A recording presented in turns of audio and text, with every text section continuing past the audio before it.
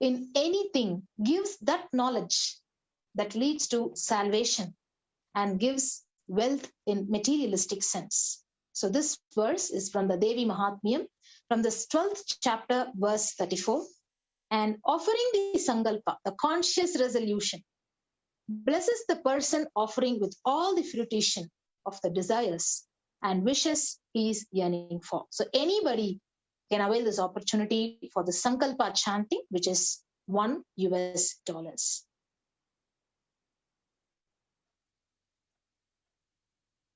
We'll move to the next offering.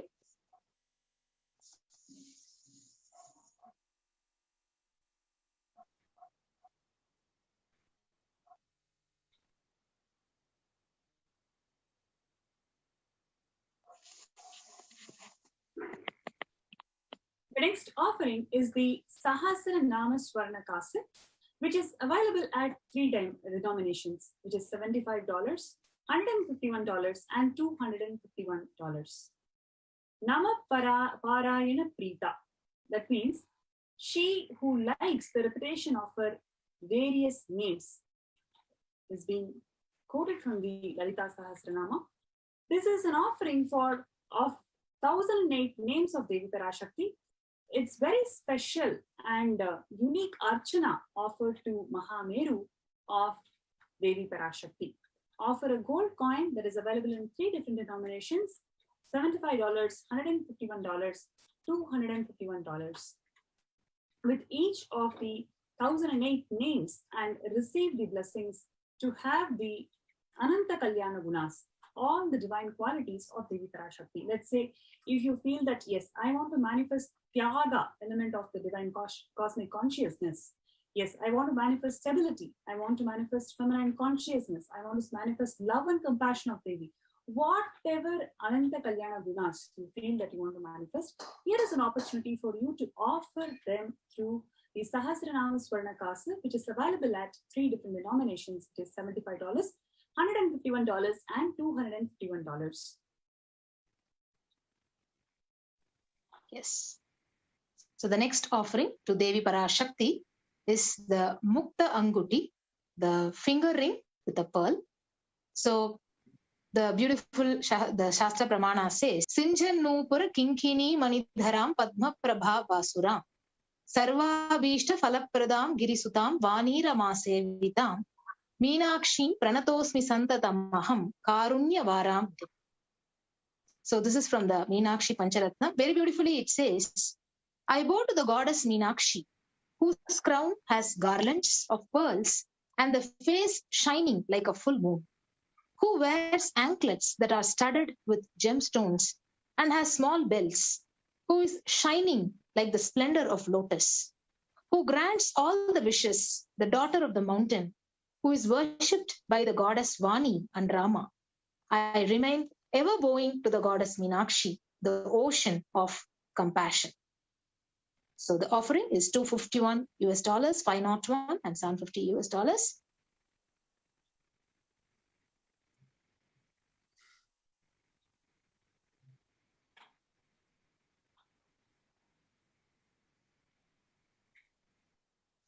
Let us move to the next offering.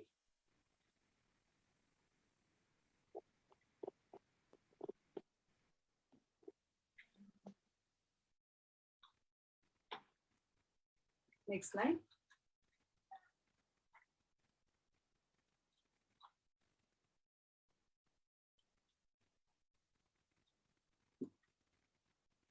Yes, please project the next offering.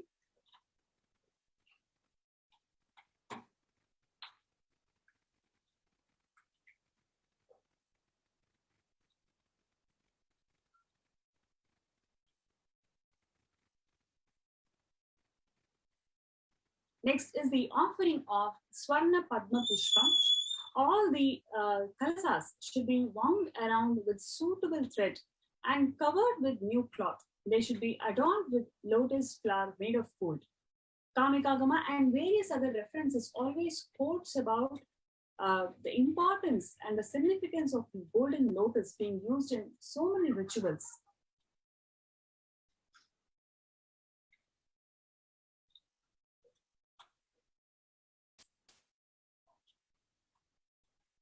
May I request the NTV operator to project the next slide?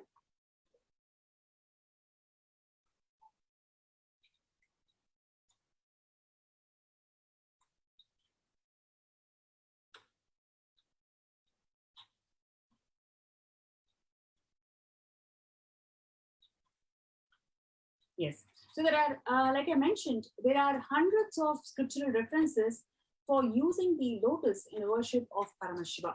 Almost everything in worship of the ultimate involves the involving from the consecration of the deities of worship, or meditating on the mudras, or various other, every single ritual. There is always a mention of this lotus flower. Lotus flower is actually a divine flower, and the Shakti of Paramashiva is also called as lotus.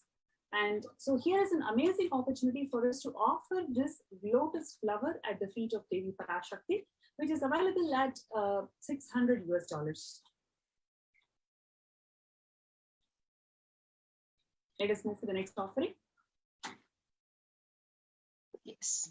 So the next offering is the offering of Swarna Metti, the golden toe ring.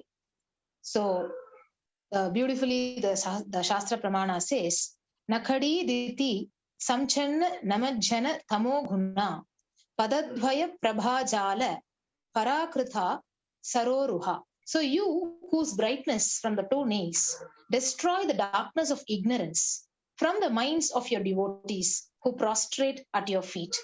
You, whose brightness from your 2 feet overpowers that of the lotus flower. So go to the next slide. The donation offering is $750 US.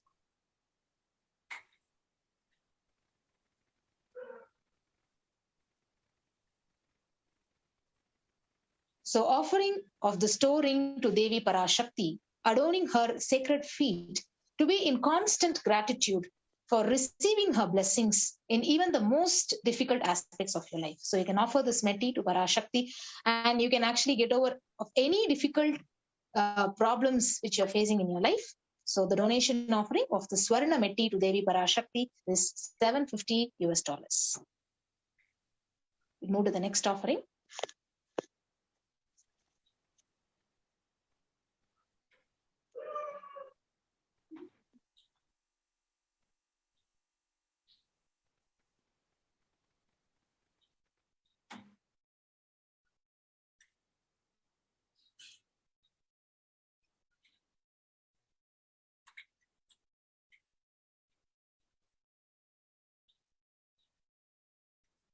Yes, the next offering is the offering of Swarna Mantika, which is gold hairline jewelry.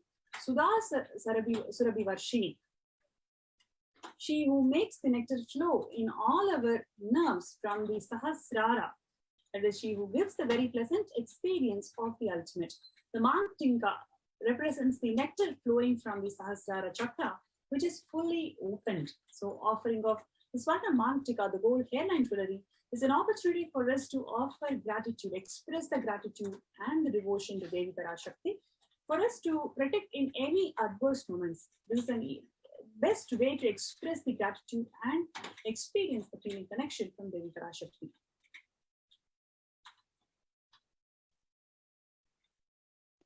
Yes, let us move to the next offering.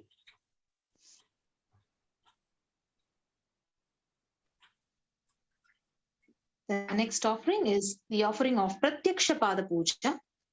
So the Shastra says, Nakhadhi diti sanchanna namajjana tamo guna padadhvaja prabhajala prakrita saroruha. The illumining splendor of Devi's 2 nails dispel the darkness of the ignorance in the devotees, prostrating at her feet, and her feet defeats the lotus in beauty.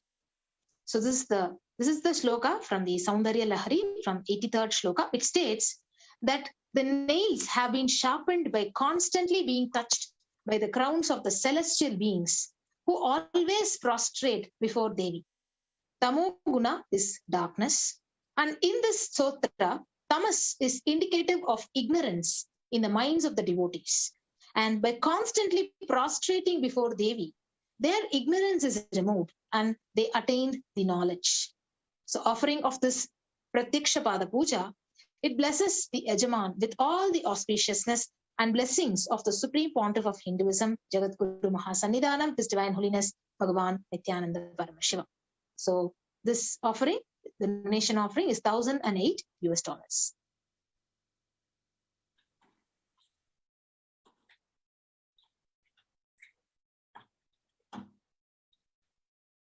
The next offering is the Vastra Seva, offering of Vastra Seva, which is also a part of the Pratyaksha Pada Puja itself, where you can offer the sacred cloth, Vastram, to Devi Parashakti. So you can avail all these offerings from tiny.cc/Devi-offerings. Now, in the next segment, we're going to see how you can avail these offerings, how you can be part of these offerings, and we'll go through the step-by-step procedure, how you can be part of these offerings. Next slide.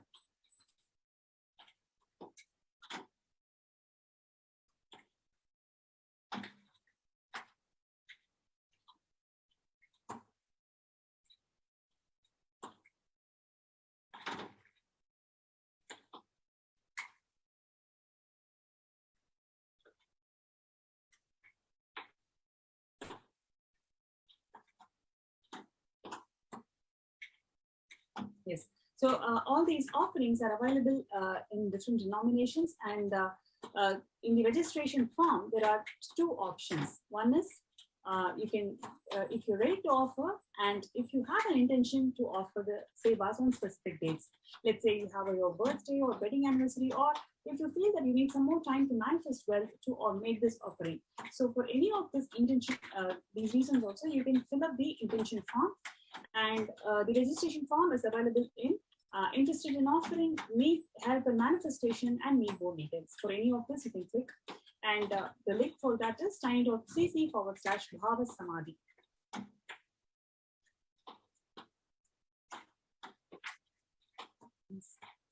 So you can go back to the previous slide.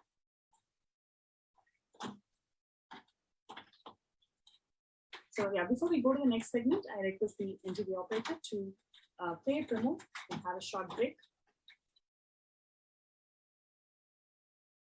Just be alive for next 3 years. Don't die within next 3 years.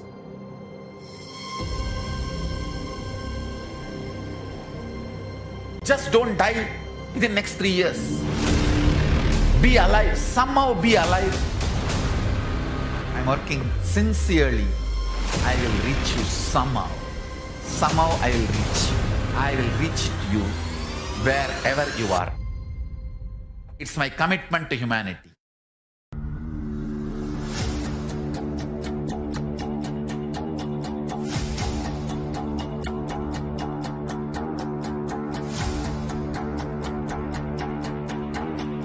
Just don't die within next 3 years.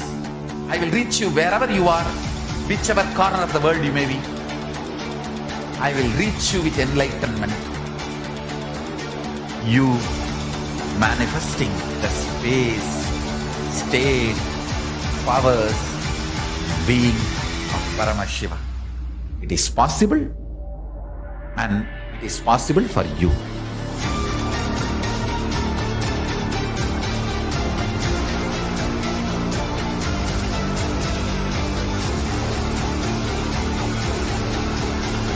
Paramashiva will reach you with enlightenment science.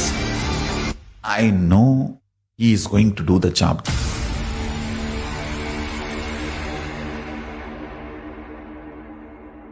Just be alive for next 3 years. Nothing else.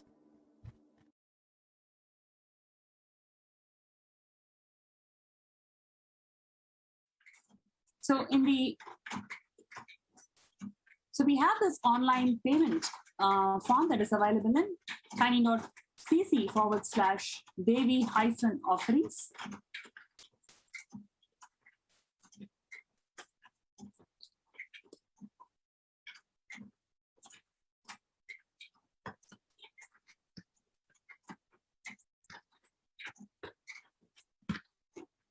Yes. So now so if you go to that link, then you'll be led to Devi Parashakti Bhava-Samadhi Darsha donations, which is available from $1 to $20,000. So this is the e-Hundi offering we can just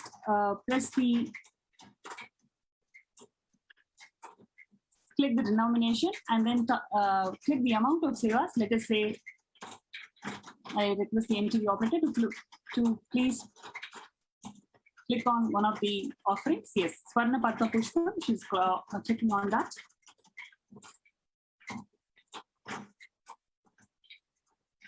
Yes, after you click on one of the offerings, then you will be led to add to cart. Please click on add to cart. Yes. So under add to cart, you can see the product, price, quantity, and the total. Then you click on one of it.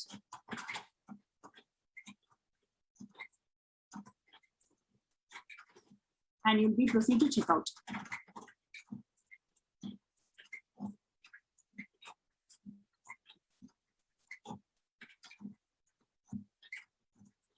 Where you have to enter your billing details and your offering is accepted in this way. The next we will be showing the YouTube Super Chat.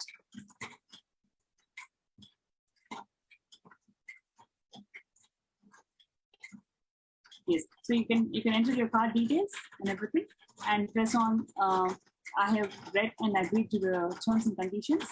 And then if you click on the place order, your order is placed.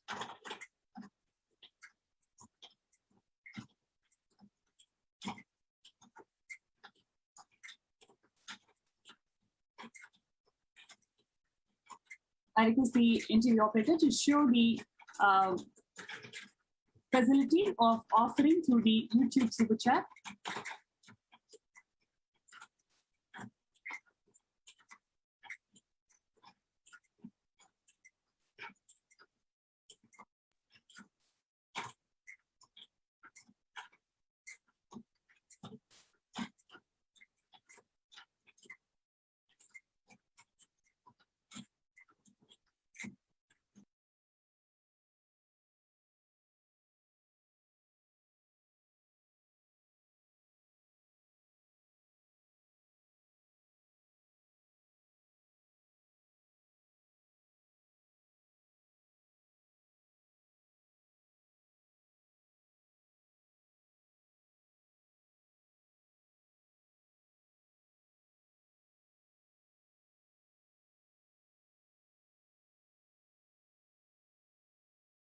I tell you, each Bhava Samadhi darshan is a spiritual treat, enjoy.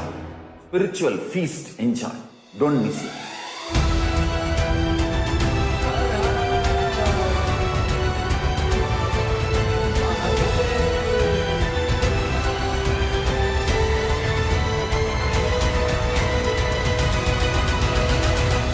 Never miss a Bhava Samadhi darshan. Enjoy Paramashivoham, which is introducing and making you cognize the cosmic principles and cosmic beings. The state of Paramashiva, space of Paramashiva, powers of Paramashiva, being of Paramashiva.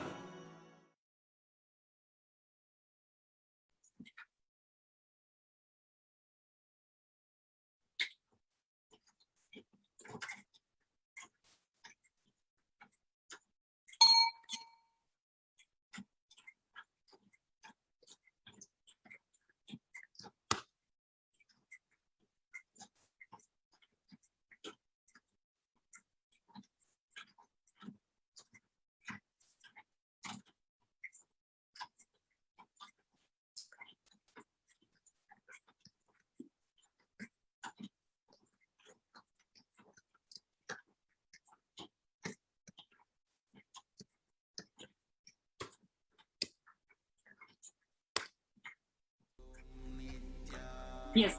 So the next is, you can see how you can, you have an opportunity to offer through YouTube. So if you go to Nityananda YouTube channel,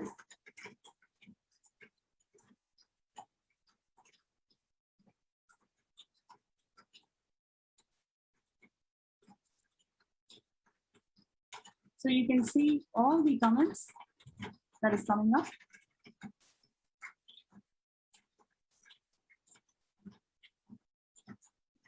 and then click on join or subscribe.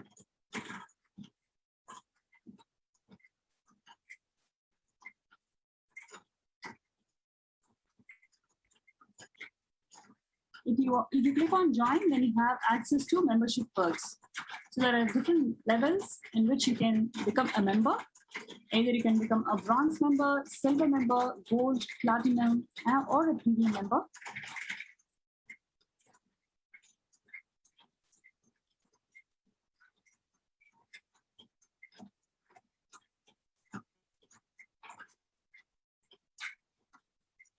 So you can become one of these members.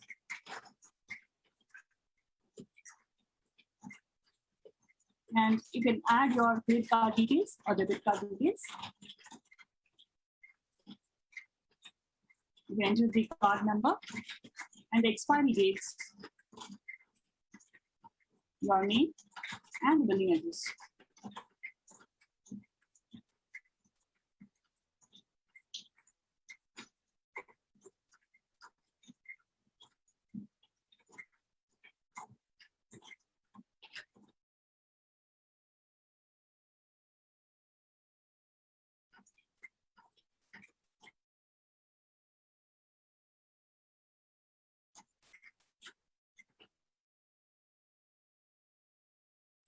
In the YouTube chat, and you can see a $sign. If you click the $sign, then you can show your support to Kailasa's YouTube channel. You can either click on super sticker or super chat.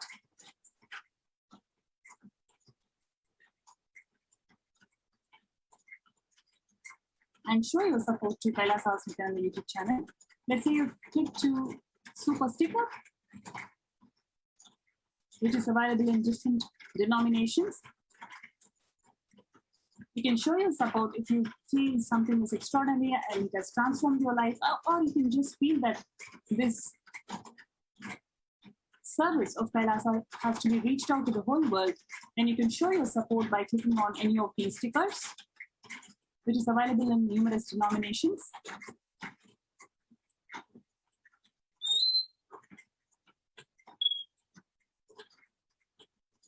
Yes. You can click on any of these stickers and then proceed to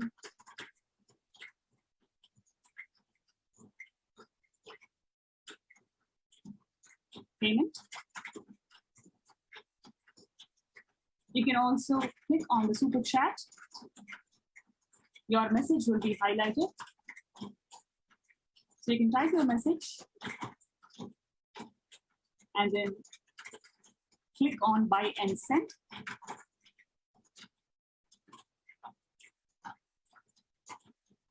So that is also available in different denominations. And you can complete your purchase by selecting the payment method and entering the details. So this is an amazing opportunity for all the viewers to be part of the Kailasa's effort in reaching out to the world in this pandemic time through Devi Parashakti Akashic reading. The next segment is going to be the preparation into Bhava Samadhi Darshan. Before we move to the next segment, let's have a short break.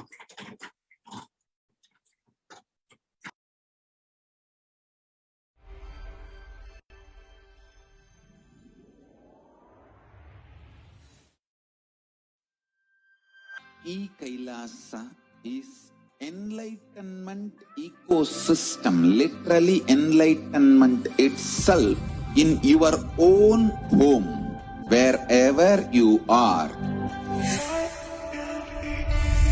Proper customized spiritual service helping you to complete with your life negativity, withdrawal from life, self-hatred, self-denial, self-doubt, so much of tiredness, laziness. We can support you, aligning your diet, your attitude, your aptitude, your understanding about life. We can help you with everything.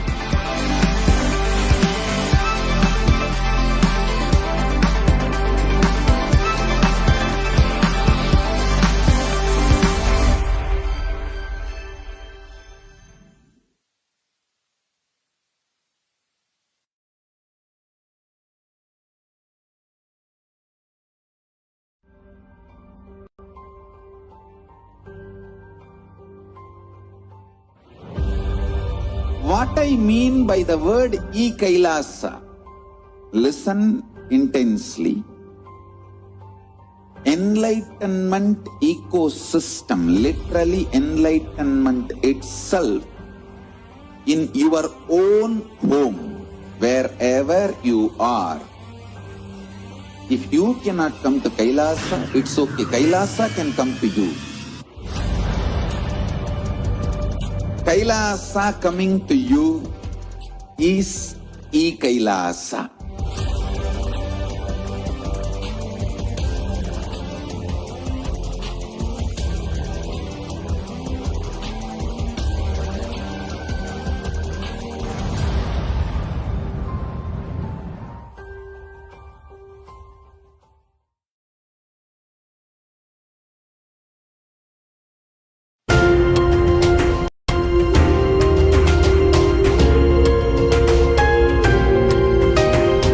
Hinduism is greater science.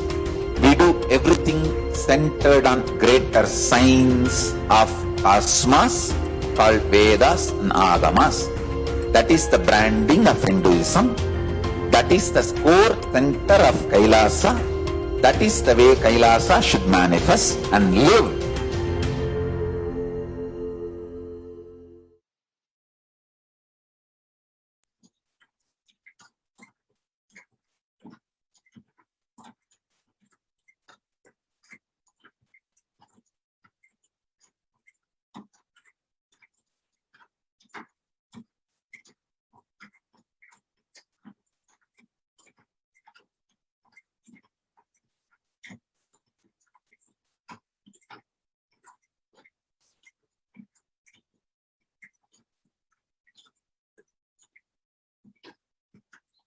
Yes, the next segment is going to be preparation into the Bhavasamadhi Darshan.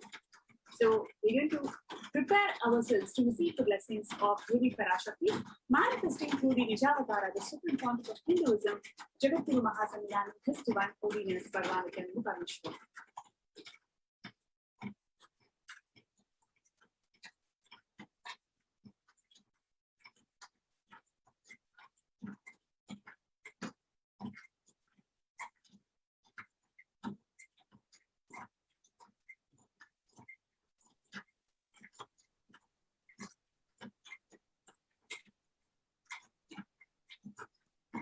So we have the beautiful Shastra Pramana from the Malini Vijayottara Tantra.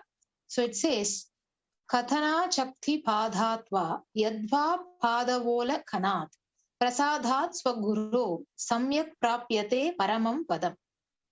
By the enlightening teachings of the Guru, Kathana, by the Shakti Pada, the graceful transmission of the spiritual powers from the Guru, by looking at the sacred feet of the Guru, or by the complete loving favor of the Guru Prasad, the ultimate goal and space, Paramapadam, is attained.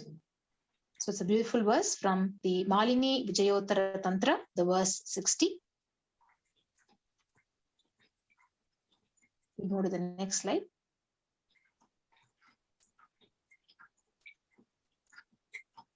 The Bhavasamadhi Darshan is not an event in space and time. Rather, Darshan happens at the moment when we are lifted out of space and time.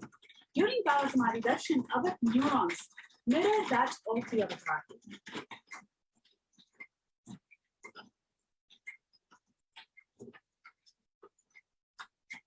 So Bhava is defined as directing and activating the emotional and spiritual energy that is created through the meditation on the avatar.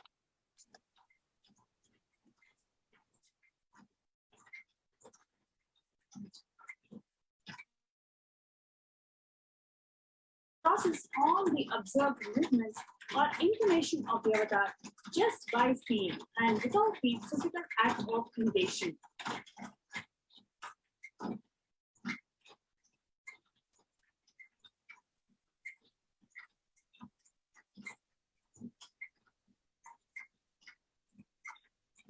So that means our entire body, it's silently and without movement, it recreates what is happening distances far away, experiencing the superconscious energy radiated by the avatar.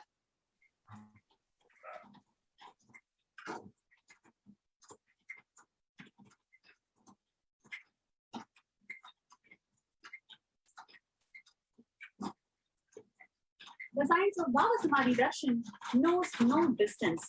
A phenomenon modern science is just discovering, and it calls it as quantum tunneling.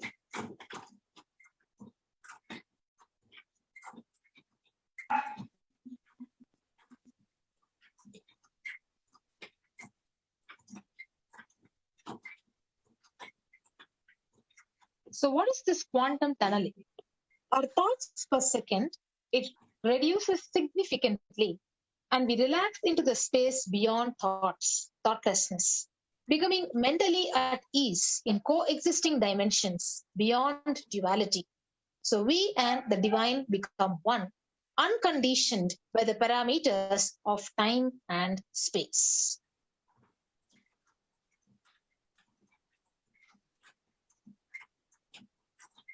Now, if you take the phenomenon of quantum tunneling, it is the probability of quantum particles, like an electron, let's say, for example, with less kinetic energy to cross over the potential energy of the energy barrier.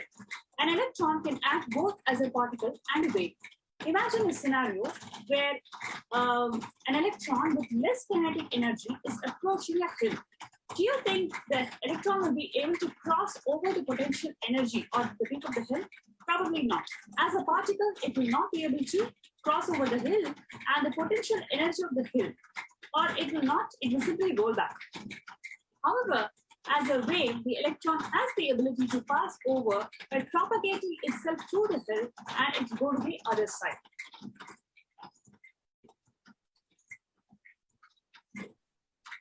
So that is the science behind the quantum tunneling.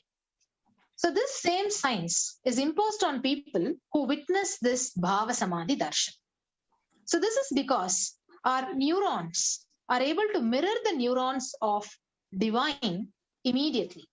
So through quantum tunneling, we are able to travel through the divine energy and mirror the exact same neurons.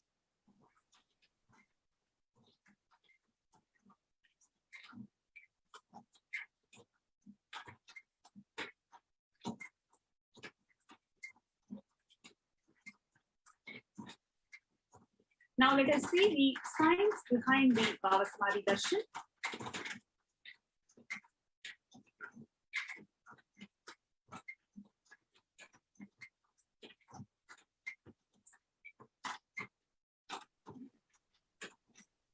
So in the Chaitanya Charitamrita, chapter 4, very beautifully, Bhagavan Krishna, he describes the Bhava Samadhi Darshan. When Krishna once saw his own extraordinary sweetness reflected in a jeweled wall, he was amazed and he said, "How unprecedented and astonishing is this deep and indescribable sweetness of mine. Alas, when I see it, even I become greedy to enjoy its sweetness. Just like Radhika, when I see my own sweetness in the mirror, I become eager to taste it, but I cannot.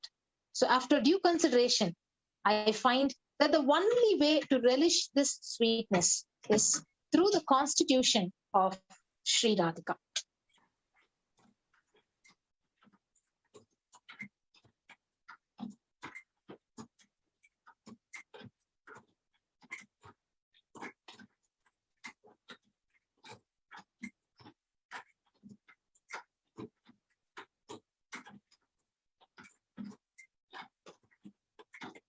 The Bhava Samadhi Darshan is the science of the Nijavatara, manifesting the Paramashiva, the consciousness expressing the being of Paramashiva through Divya Sharira. Divya Sharira is nothing but a light body, and it manifests as the Nijavatara, the physical form, embodied form for us to express the Paramashiva.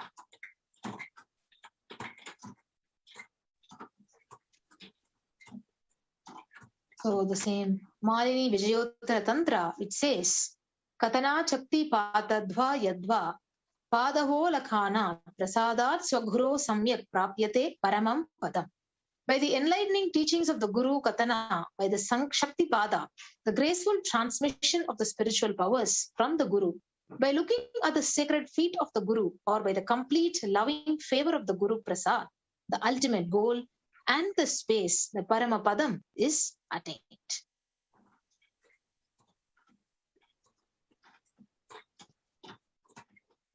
Now let us take some examples of how this Bhava Samadhi Darshan is manifested by the Nijavataras.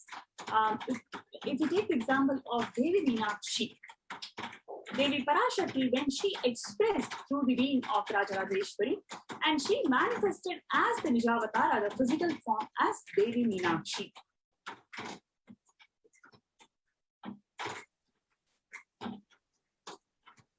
Same way, Bhagavan Paramashiva expresses through the being of Subramanya and manifests as the Nija Avatara, the physical form of Bhagavan Muruga.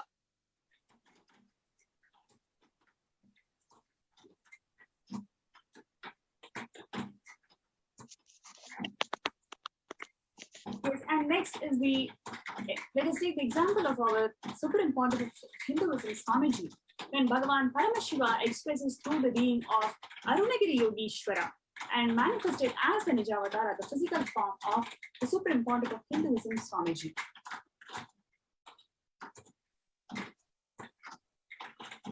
Bhagavan Parandama expresses the being of Mahavishnu and manifests as the Nija Avatar, the physical form, Bhagavan Venkateshwara.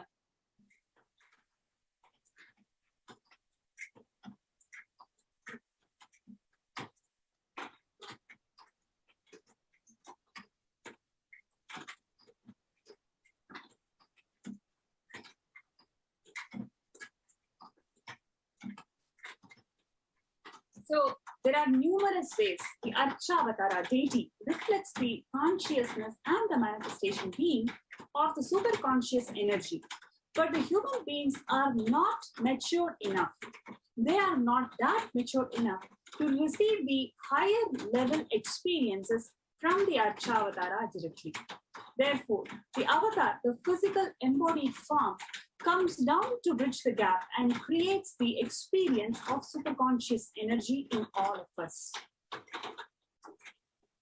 So when we have the Bhava Samadhi Darshan of the Nija Avatar manifesting beings of various dimensions of Paramashiva, the auspicious components and the powerfulness of those dimensions of Paramashiva are awakened inside of us.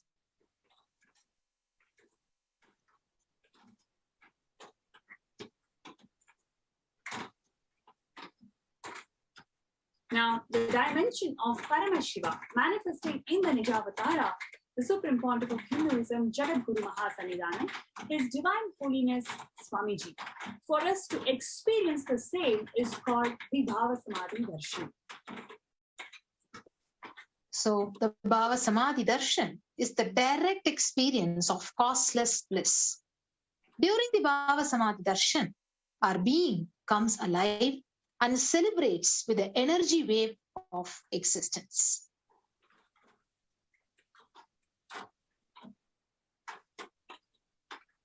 Our very muscles learn to imbibe and radiate Paramashiva. During Bhava Samadhi Darshan, our muscles literally radiate Paramashivatva. The Bhava Samadhi Darshan is like a window to the infinite expanse of consciousness, allowing us to glimpse the formlessness in a way that we can understand.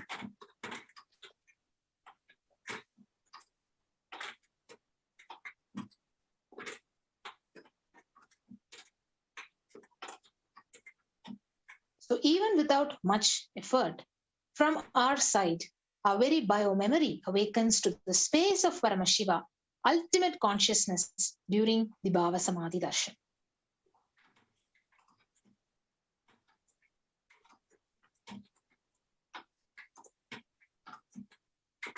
To have the glimpse of having the darshan of an avatar, the Supreme Pontiff of Hinduism, Jagat Guru Mahasanidana, His Divine Holiness Swamiji, it just cleanses the karmas of lifetimes. That is why we also hear and see so many participants who come during the program, during the event, to share their experiences. Every single person, they experience that cosmic bliss. Every single person expresses, they say, they don't know where they are, they experience so much of miracles and transformation because they can literally feel that the karmas of lifetime is getting cleansed. And these Bhava Samadhi darshan, they create lasting transformation in us. So gratitude enables the reflection of consciousness in all levels, the physical, psychological, and ultimately the conscious level. So darshan meditation, as a preparation, it helps all of us to fall into the deep space of gratitude. And it is during that time we drop the conscious resolutions, the Satya Sankalpa of anything we want or need in our life. So be ready to reflect the consciousness of Paramashiva. So that is all you need to manifest the best for your life and lives of people around you.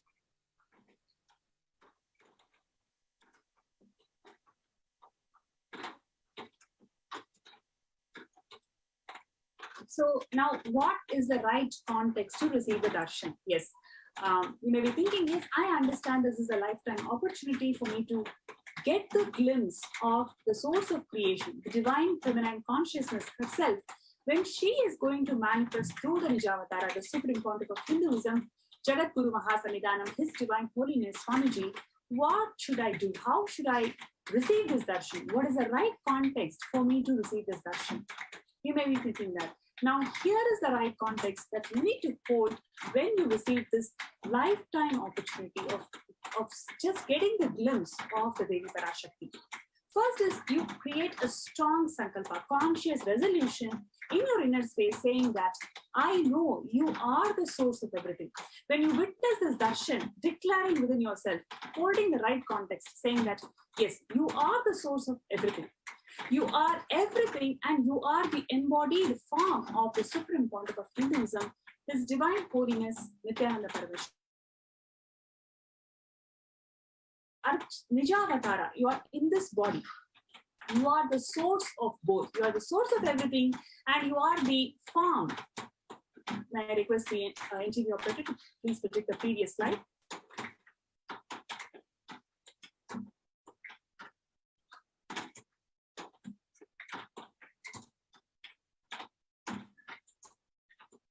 Sorry for the technical glitch. May I request the engineer operator to please project the previous slide.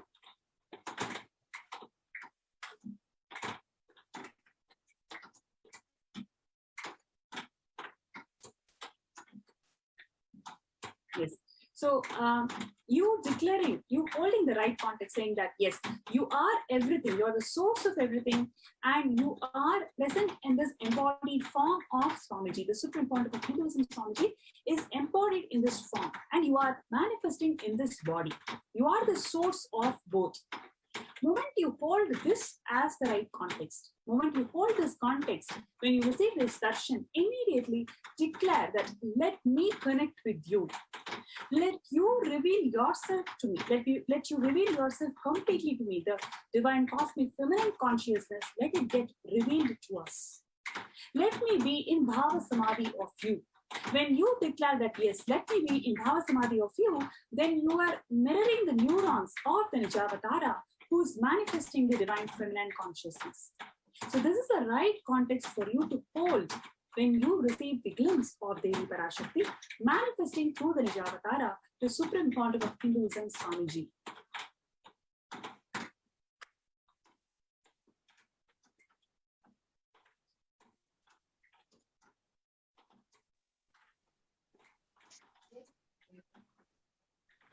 So let us take a few minutes to set up for the Panchopachara Puja. So these are the 5 offerings: the sandalwood paste or powder, flowers, incense, lamp, and food offering. So you can enter your Naivedyam offerings in the link which is given below. So let us take a few minutes to set up for the Panchopachara Puja. And you can also enter your Naivedyam offering in tiny.cc/food donation. So let's take a few minutes to set up for the Panchopachara Puja.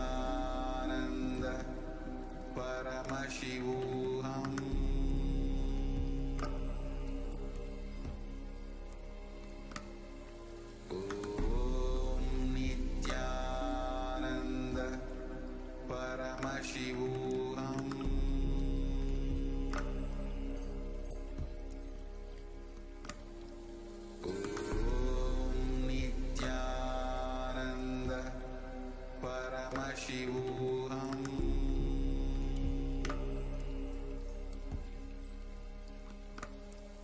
Om Nityananda Paramashivoham.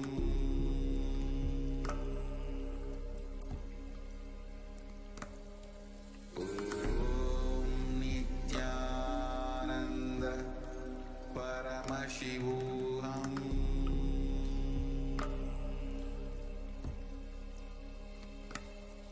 Om Nityananda Paramashivoham.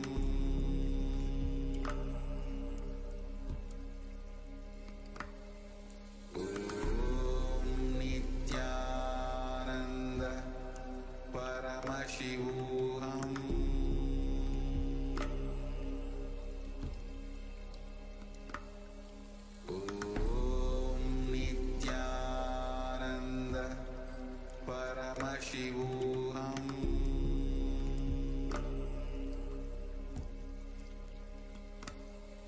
Om Nityananda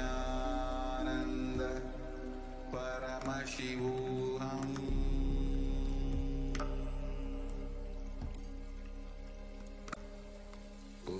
Om Nityananda Paramashivoham. Om Nityananda Paramashivoham.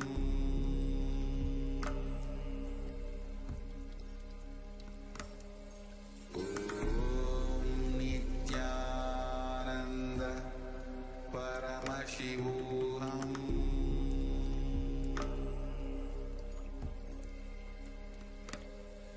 Om Nityananda Paramashivoham.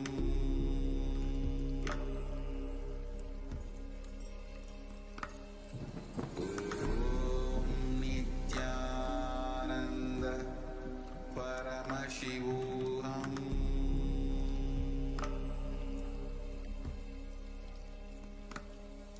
Om Nityananda Paramashivoham.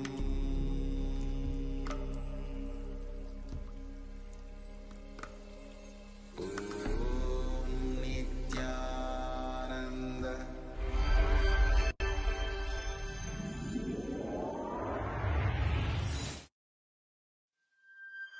E-Kailasa is enlightenment ecosystem, literally enlightenment itself in your own home, wherever you are.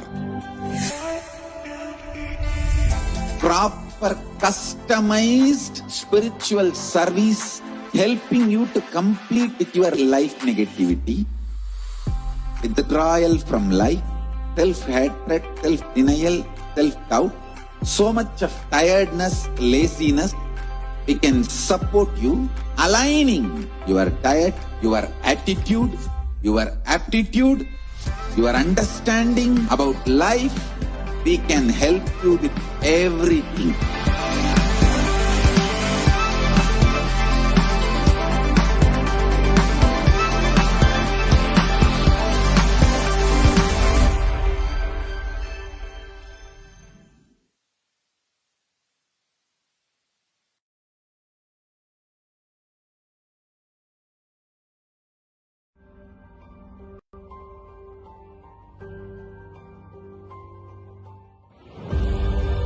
What I mean by the word E-Kailasa, listen intensely.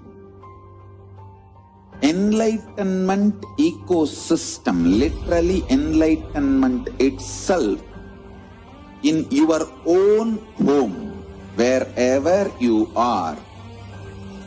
If you cannot come to Kailasa, it's okay. Kailasa can come to you. Kailasa coming to you is E-Kailasa.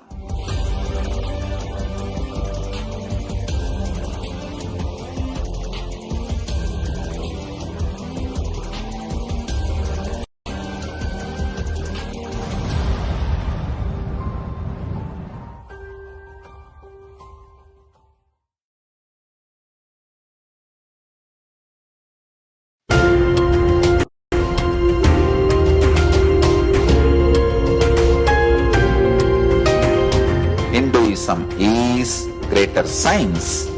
We do everything centered on greater science of cosmos called Vedas and Agamas.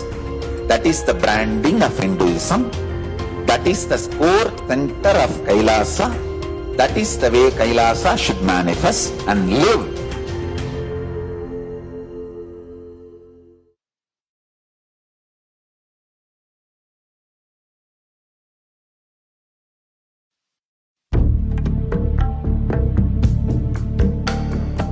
Kailasa is an effort, humble effort, and our humble offering at the feet of Paramashiva to keep the grand narrative of Hinduism alive.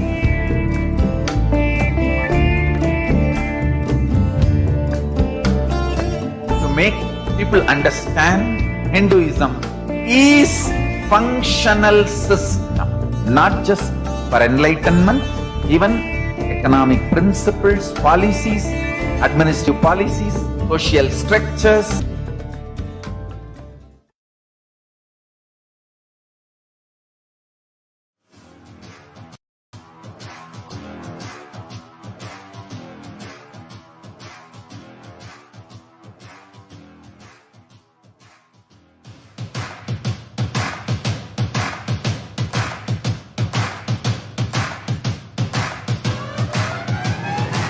I welcome all of you, the whole world, to come and celebrate, enjoy not only the enlightenment ecosystem, the beauty of how it is getting revived. Be an insider for this great revival process.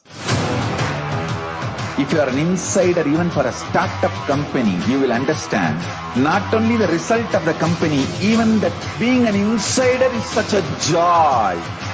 Being an insider when it was happening is something extraordinary.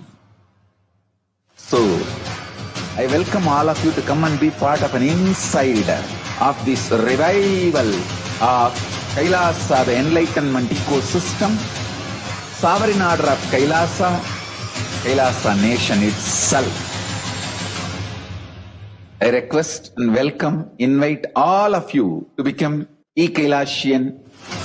Get your free e-passport and make billions receive this free e-passport.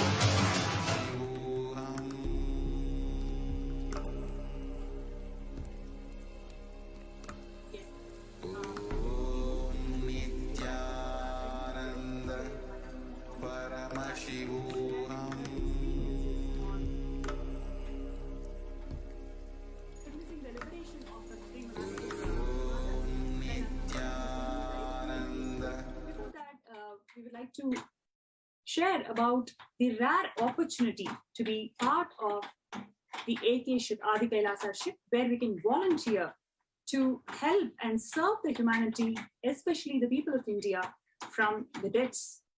Crores and crores of people dying because of the COVID. So recently, Devi Parashakti has revealed the Akashic readings that, oh, the people of India, listen properly. Bharat, the great enlightened land, where from time to time, Avatara Purusha come, blossom, and do good to the world. The only Bharata which is there cannot be lost. People, the enlightenment womb cannot be made sterile. For generation after generation, Jnanis and Avatara Purushas has to come, has to live, has to blossom. Only that is best, good to the world. World cannot be sacrificed for the sake of conspiracies done by some ignorant thieves who got stuck in Maya. Srishti should not have loss. Cosmos should not have the destruction. To save the cosmos from Pralaya, I made the huge ship to name it as Adi Kailasa. Adi Kailasa is a ship that will gather all the enlightened powers of this cosmos and save the people from the Pralaya.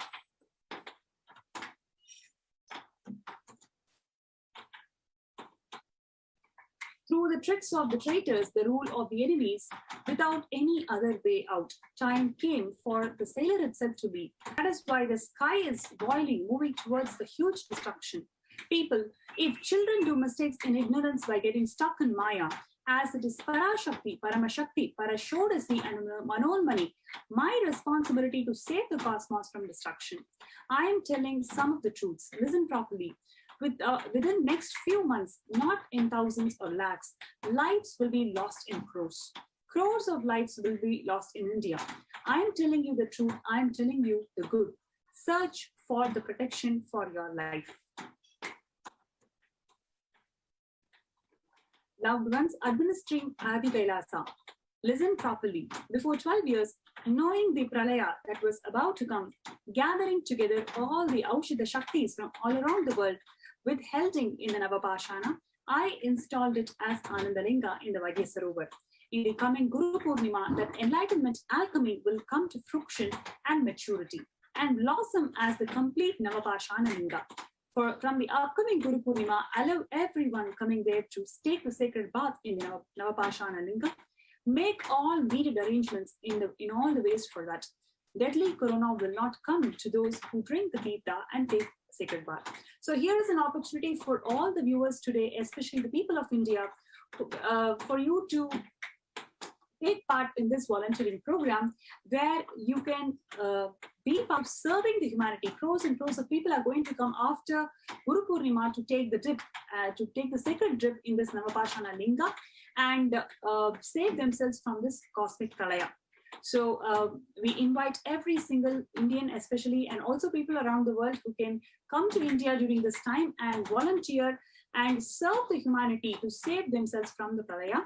Especially for this is the best opportunity for them to save themselves from this pralaya when they can take the sacred bath in the 21 feet Navapashana Linga that the Supreme Pontiff of Hinduism, Jagatguru Mahasanitanam, His Divine Holiness Swamiji has installed, foreseen this whole happening 12 years before, and he has installed this linga for the humanity to benefit from this pralaya. So we would like to invite all the applications. I request the NTV operator to please project the sign up link that is on the last slide.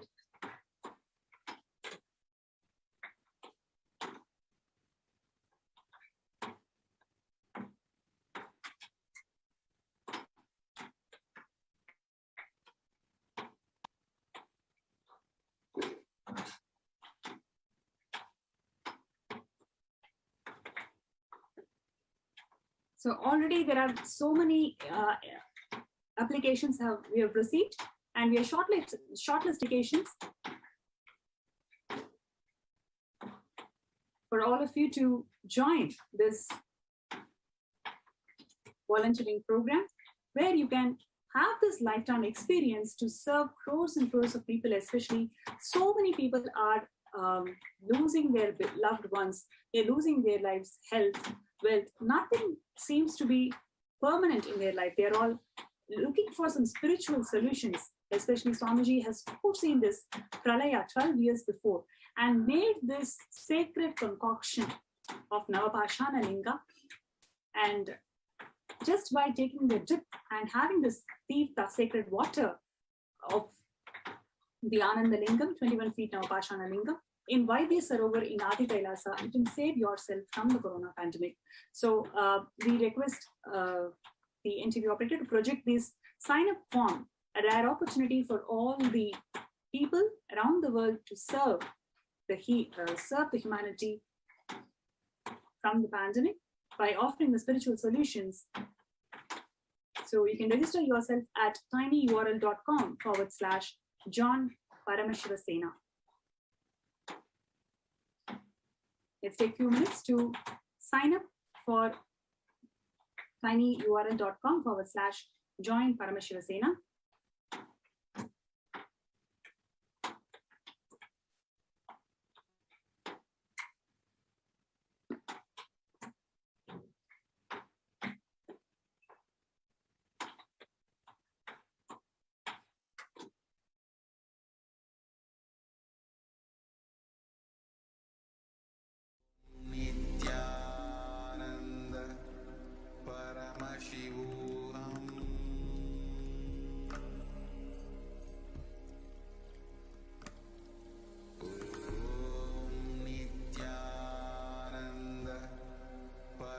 Shivoham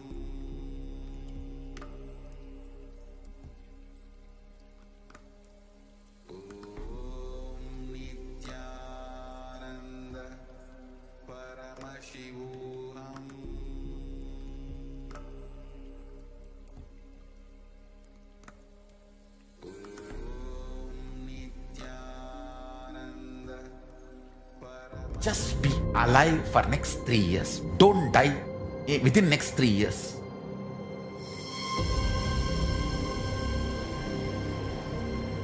Just don't die within next 3 years. Be alive, somehow be alive. I'm working sincerely. I will reach you somehow. Somehow I will reach you. I will reach you wherever you are. It's my commitment to humanity.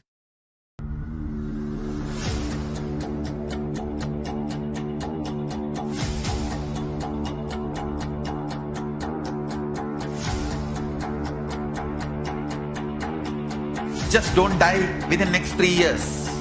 I will reach you wherever you are, whichever corner of the world you may be. I will reach you with enlightenment. You manifesting the space, state, powers, being of Paramashiva. It is possible, and it is possible for you.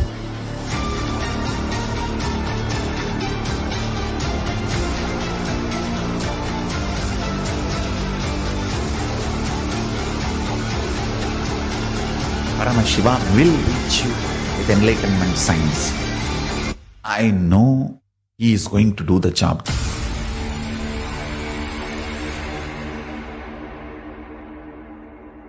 Just be alive for next 3 years. Nothing else.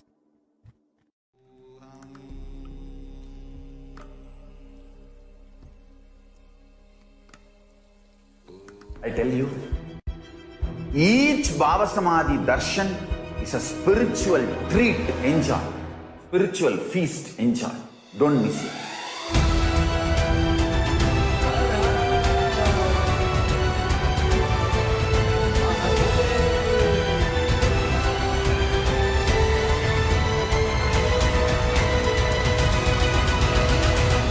Never miss a Bhava Samadhi darshan. Enjoy Paramashivoham, which is introducing and making you cognize the cosmic principles and cosmic beings. The state of Paramashiva, space of Paramashiva, powers of Paramashiva, being of Paramashiva.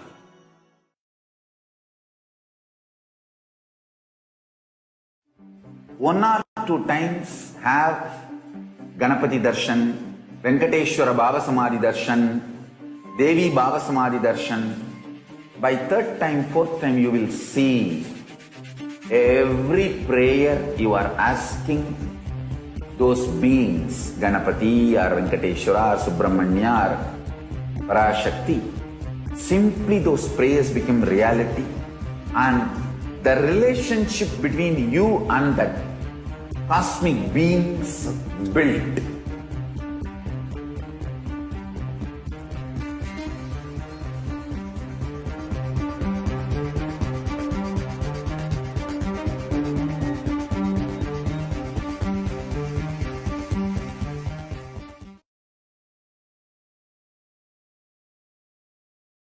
There are some great spiritual sciences unique to Hinduism.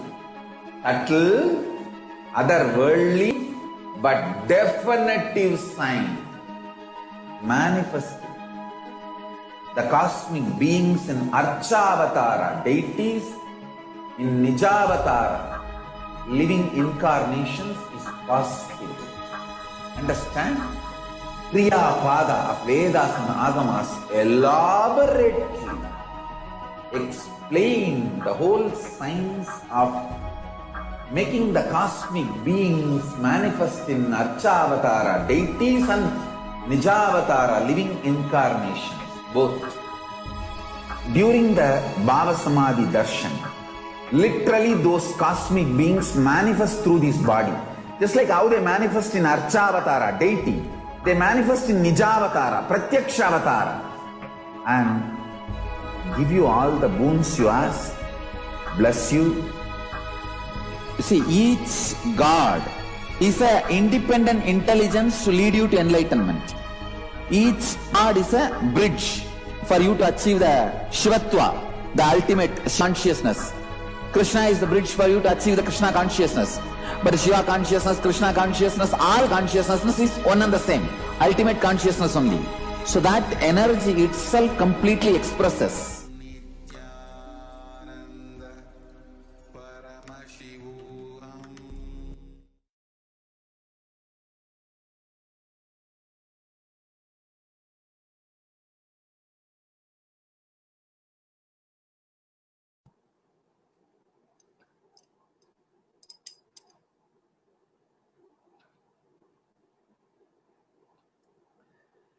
नित्यानन्दं परमसुखदं केवलं ज्ञानमूर्तिं द्वन्द्वातीतं गगनसदृशं तत्त्वमस्यादिलक्ष्यम् एकं नित्यं विमलमचलम् सर्वदी साक्षिभूतम् भावातीतं त्रिगुणरहितं सद्गुरुं तं Namami.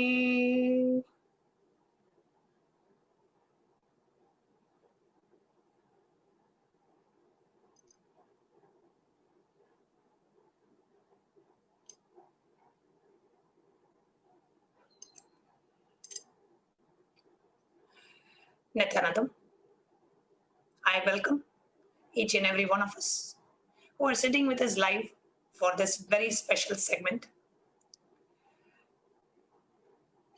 of Videha Mukti, sharing about the liberation of my pre-monastic father, who had a great blessing of being liberated at the time of death by none other than the Supreme Pontiff of Hinduism, Jagat Guru Mahasannidhanam, His Divine Holiness, Bhagavan Nityananda Paramashivam.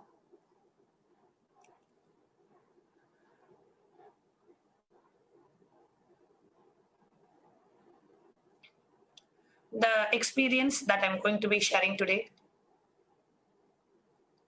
witnessing, being a direct witness to the liberation of my pre-monastic father, Kailasamaya from Chennai, would not have been possible without the blessings of my Guru, our beloved Swamiji.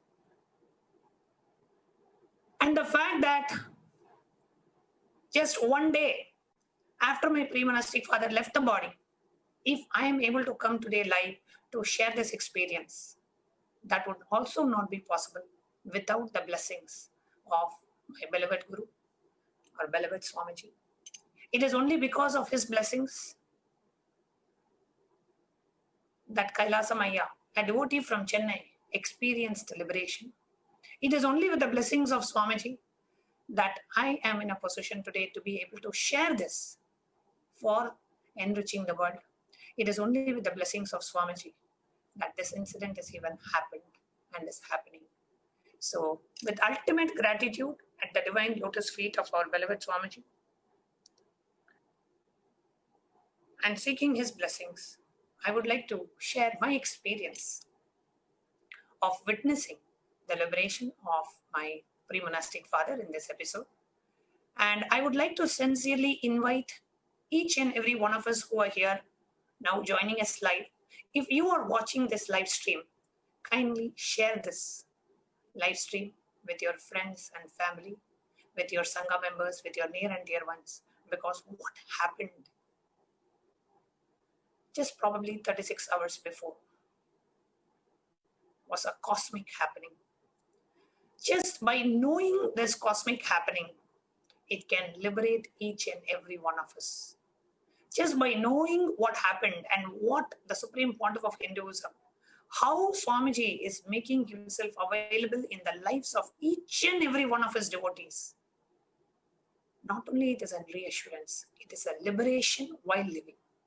So this story, this experience that I'm going to share today, which is the story of Videha Mukti, which is the liberating my pre-monastic father, the story and experience of witnessing the liberation of my pre-monastic father can lead us all to experience Jivan Mukti. liberation while living. So I invite each and every one of us to take a moment to share this live feed, share it with your Sangha members. Let everyone watch this and listen to this unique happening. So, ultimate gratitude at the divine lotus feet of our beloved Swamiji. I would like to start this segment by giving a brief introduction about my pre-monastic parents.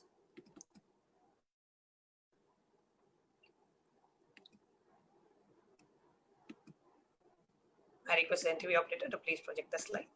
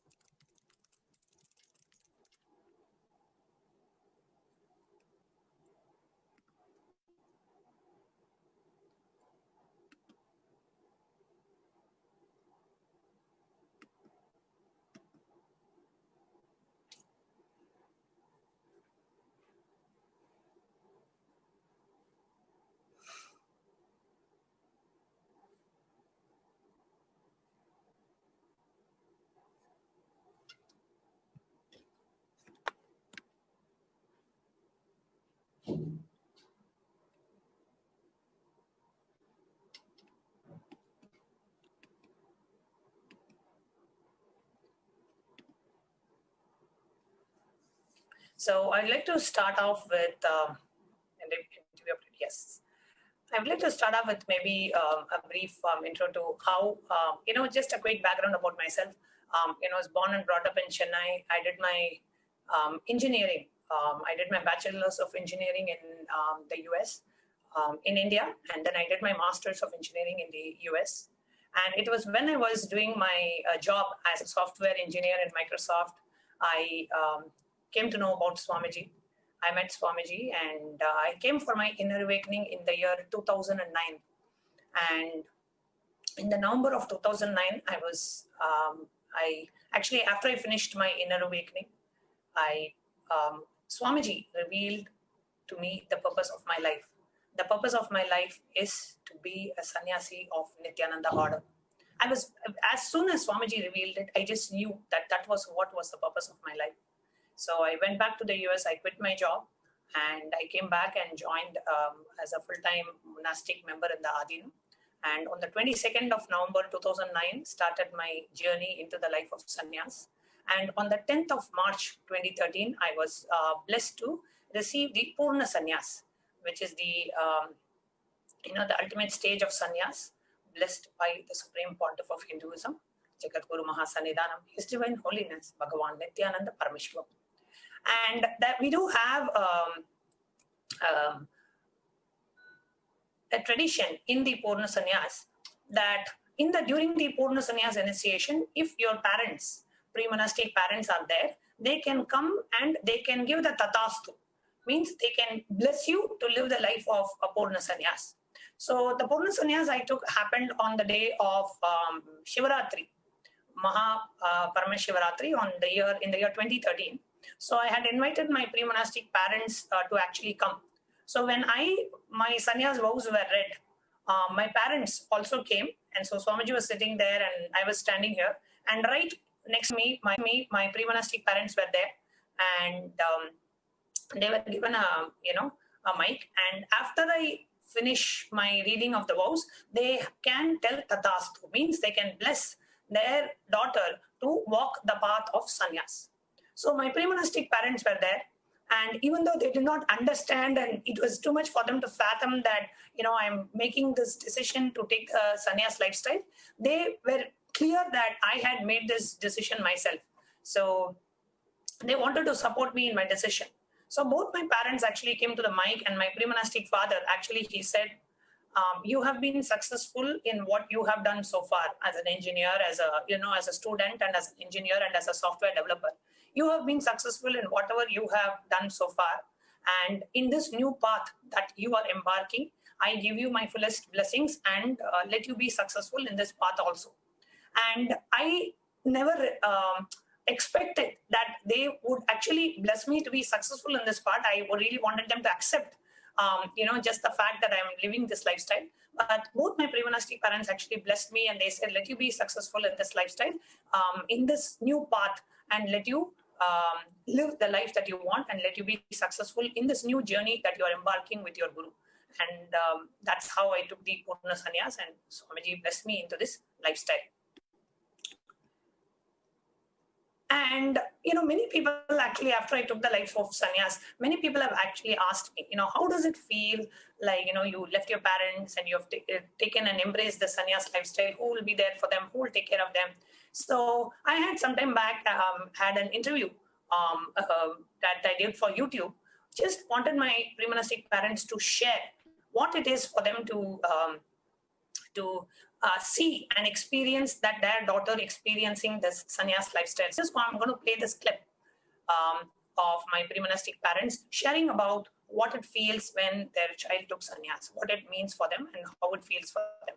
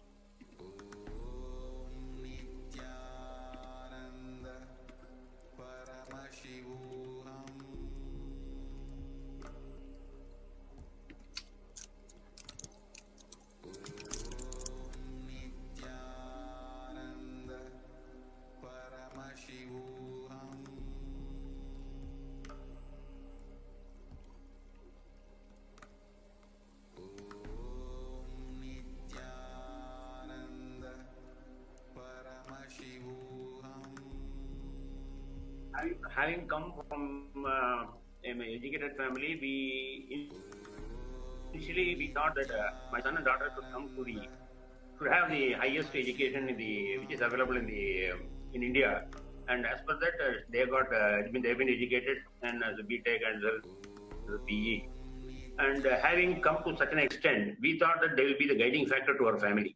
But all of a sudden, when Jnanatma took sannyas, I was little depressed for a particular day. But in Tamil, there's a proverb called "Karna Karyam illamal edhum nadakkaadu." That is, without any reason, nothing will happen in the world, and all these things are decided by the Lord Shiva only. So we are all only puppets. At the maximum, we can do what has been assigned to us, and we have to leave certain things to God.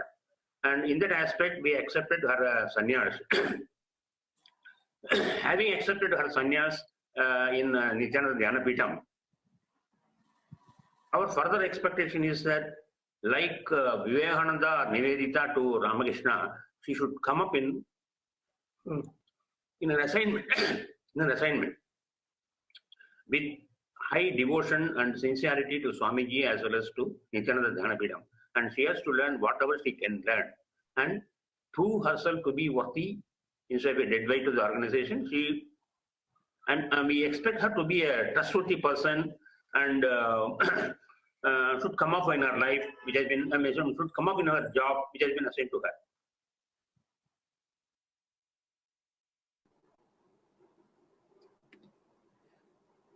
So that was my parents, pre-monastic parents, when I started on this path of sannyas. And in the year 2015, they were blessed by Swamiji to attend the Inner Awakening program. And in that Inner Awakening program, it so happened that, the mother still had some kind of unhealed part inside her, that her daughter no longer belongs to her and she has taken this lifestyle of sannyas. And during the class, once Swamiji told my mother, addressing my mother, he told her, "You have given your daughter to me. I will be a son to you." And just listening to that, saying, her daughter is now the daughter of Paramashiva, the daughter of Swamiji himself, brought so much of completion and healing in her. And from then on, literally, my pre-monastic parents have been living with Swamiji as their son. And from that moment, they did not have any kind of a missing or any kind of a feeling that their daughter is not living with them. And it is Swamiji who is living with them. Let us hear what my pre-monastic parents had shared regarding this aspect.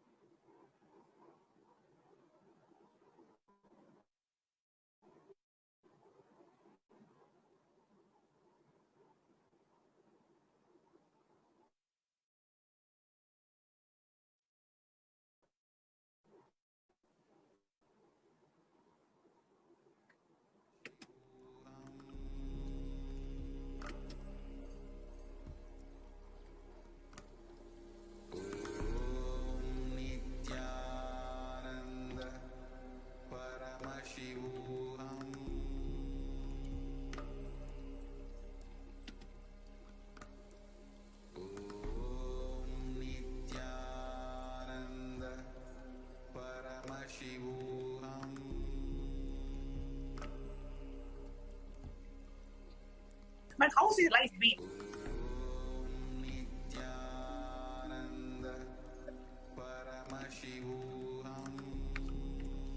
But how's your life been?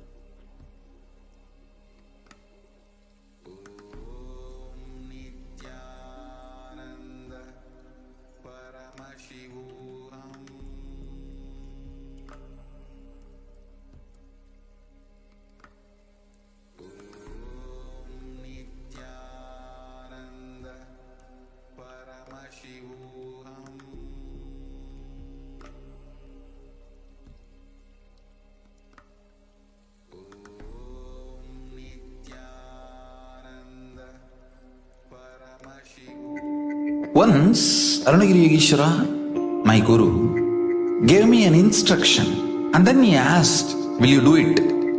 I was shocked. I immediately folded my hands and said, "You are God, you are Shiva. How can I not do what you say?" He laughed and said, "No, only if you know I am the guru who is going to make you experience God, you need to listen to me." Understand? The most powerful cognition is God is Guru to make you realize you are God. Only then you will achieve enlightenment. Guru is the manifest form of Paramashiva. Paramashiva is unmanifest source of Guru.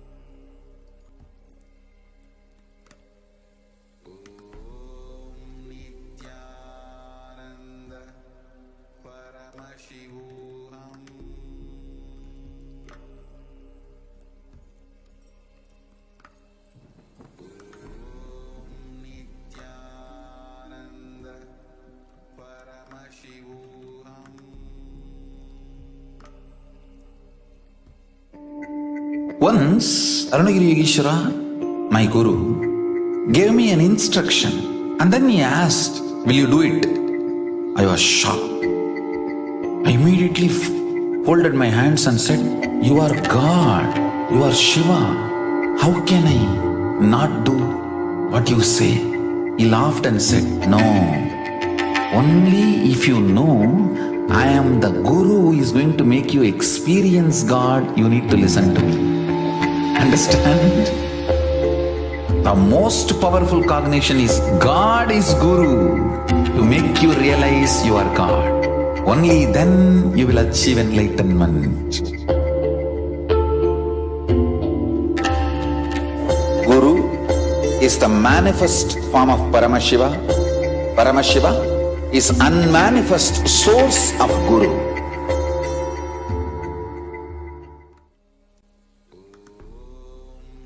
Welcome back. Sorry for the technical glitch.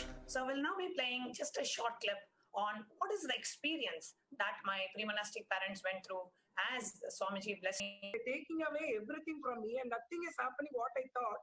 I too thought, why it is happening like this? What we did? Every temple I'll go and cry. Why? What mistake I have done? What mistake I have done? Why you took from my soul, from me, and I'm just a body here? What? You just tell me every temple, every astrologer I'll go and ask. When we attended Swamiji's satsang or when we met Swamiji in IA, he made me to cry and put me in such a way. He said, somebody told something not for them, but he took that pain to me and he said in a big crowd, "Wow, who is telling about her? She is my daughter. Nobody else can say anything to her. She is my daughter." When he said that, I got the answer that what is this happening? What I was just roaming around here and there in all the temple everywhere. What happened to me? What happened? Why?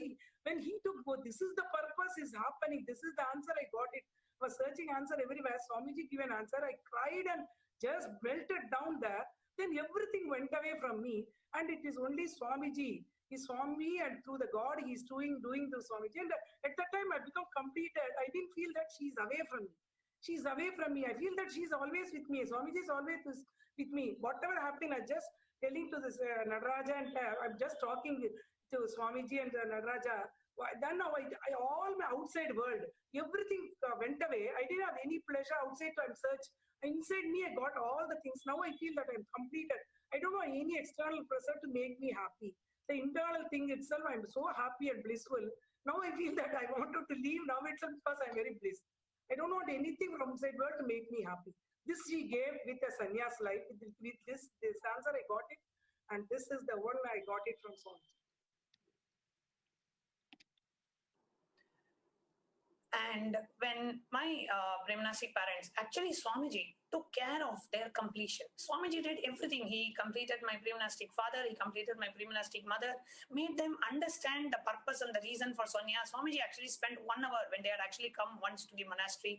Swamiji sat with my Brahmanastic parents, explained to them for 1 hour what is it that we need to do for Hinduism and what is required. And they felt, oh God, this is what is such a divine mission. And they felt so happy that their daughter is deciding to be a part of this divine mission. And Swamiji actually took care of everything. And at the end of the inner awakening, when my father went up on the stage to share his experience of inner awakening, to my absolute amazement, he took the mic and he said, Swamiji, I have only one daughter, but I wish I had more daughters so I could give all of them to you. From where they were actually not being ready to be able to accept that sannyas lifestyle because they felt the daughter was, choosing something which they don't know. From that, Swamiji completed them to a point where my Brahmanastic father said, I wish I had more daughters so I could have given all of them to Swamiji. This is what he said at the end of his inner awakening in Varanasi in 2015. And not just that, Swamiji blessed my pre-monastic home to become a temple of Kailasa. So the temple of Kailasa in Tambram was inaugurated in my pre-monastic home and was being maintained and run with the blessings of Swamiji from the year 2015.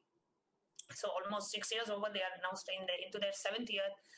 They have been running the temple in the main living room of the house. They have this beautiful temple of Nataraja, Shivagami and Swamiji's deity in the house. And Swamiji had blessed them with that. Swamiji said, I myself will be there in your house and I myself will be a son to you. So literally Swamiji has lived with them over the past 6 years. And in Swamiji's own words, Swamiji said, my gurus gave me deities and those deities became a home temple. That home temple became a guru's ashram. And from that guru's ashram came the Ramakrishna Peetham, the first Kailasa in Erode. So Swamiji said, it is from home temples a country is born and a Hindu nation is born. It all starts from home temple. And he had blessed my pre-monastic parents with a beautiful home temple of Nataraja, Shivagami and Swamiji's Murti, literally experiencing and living in that energized space of a temple for more than 6 years. So just a short clip of what experience that they have had having a temple, a Kailasa in their own house.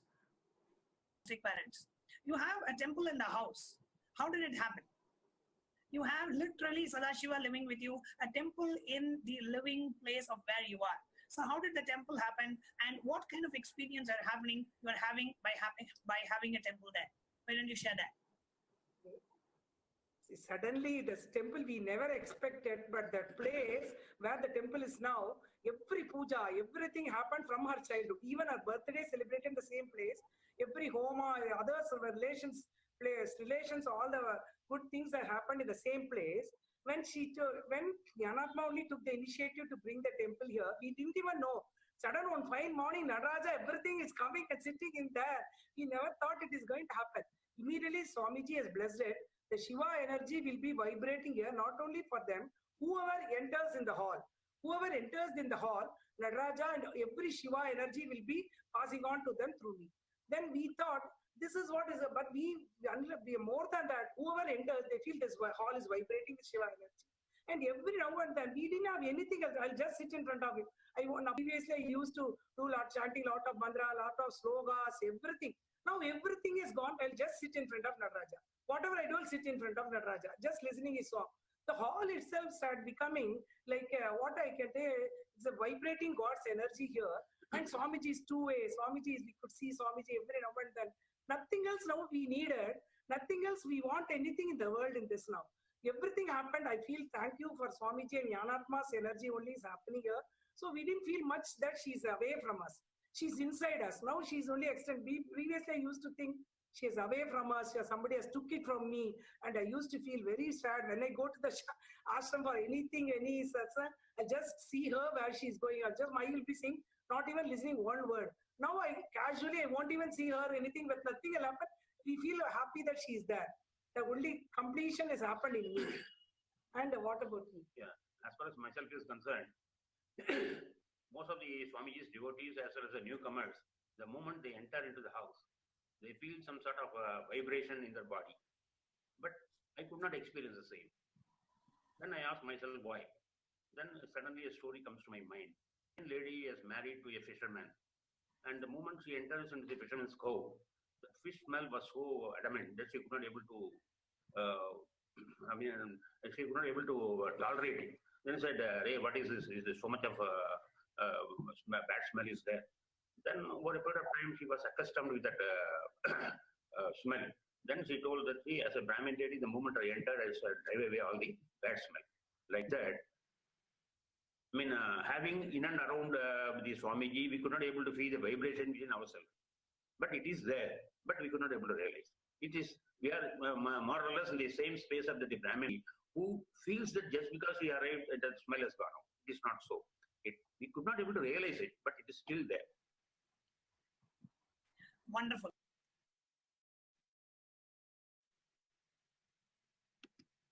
So it was just with the blessings of Swamiji, how he had taken care of them even after, at every step in the way. Swamiji had taken care of my pre-monastic parents, and ultimately, when it was the right time, Swamiji blessed my pre-monastic father with Videha Mukti, with Antima Sannyasa, with Sayujya Mukti, and with Kaila Padavi.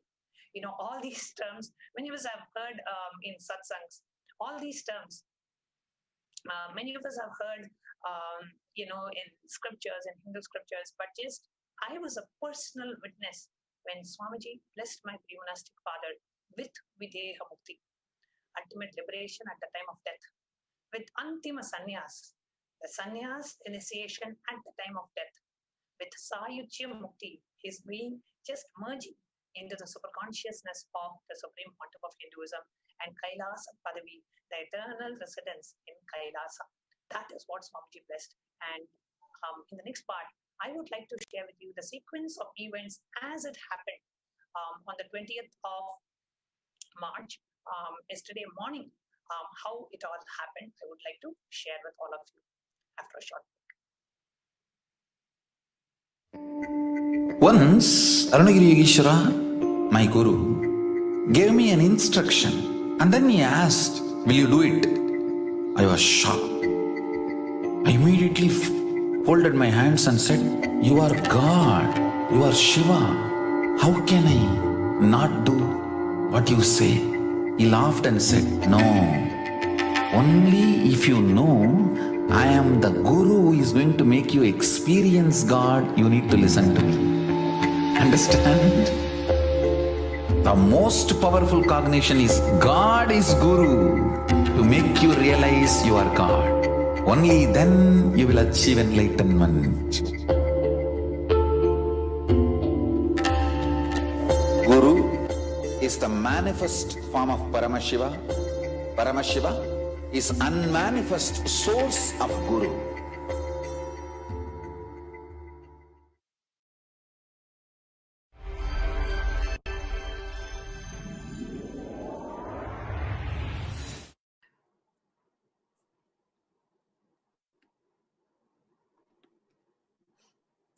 So I would like to narrate the exact sequence of events that happened that led to the Mukti, the liberation of Kailasamaya. So my pre-monastic father was aged around 73 years of age, and about 2 weeks back he was tested COVID positive, and he was having terrible body ache. And at one point his oxygen levels came very low, so he had to be admitted in a hospital. So they were able to find a hospital to admit from. And my pre-monastic mother, because she is an initiated disciple, devotee of Swamiji, she was in messaging Swamiji and receiving the blessings and healing blessings for my pre-monastic father. And Swamiji has been directly attending to her and blessing, and he said he will take care. Now, yesterday morning, the Bhavasamadhi Darshan, the Devi Parashakti Bhavasamadhi Darshan was actually about to start. And it was around 7 a.m. in the morning.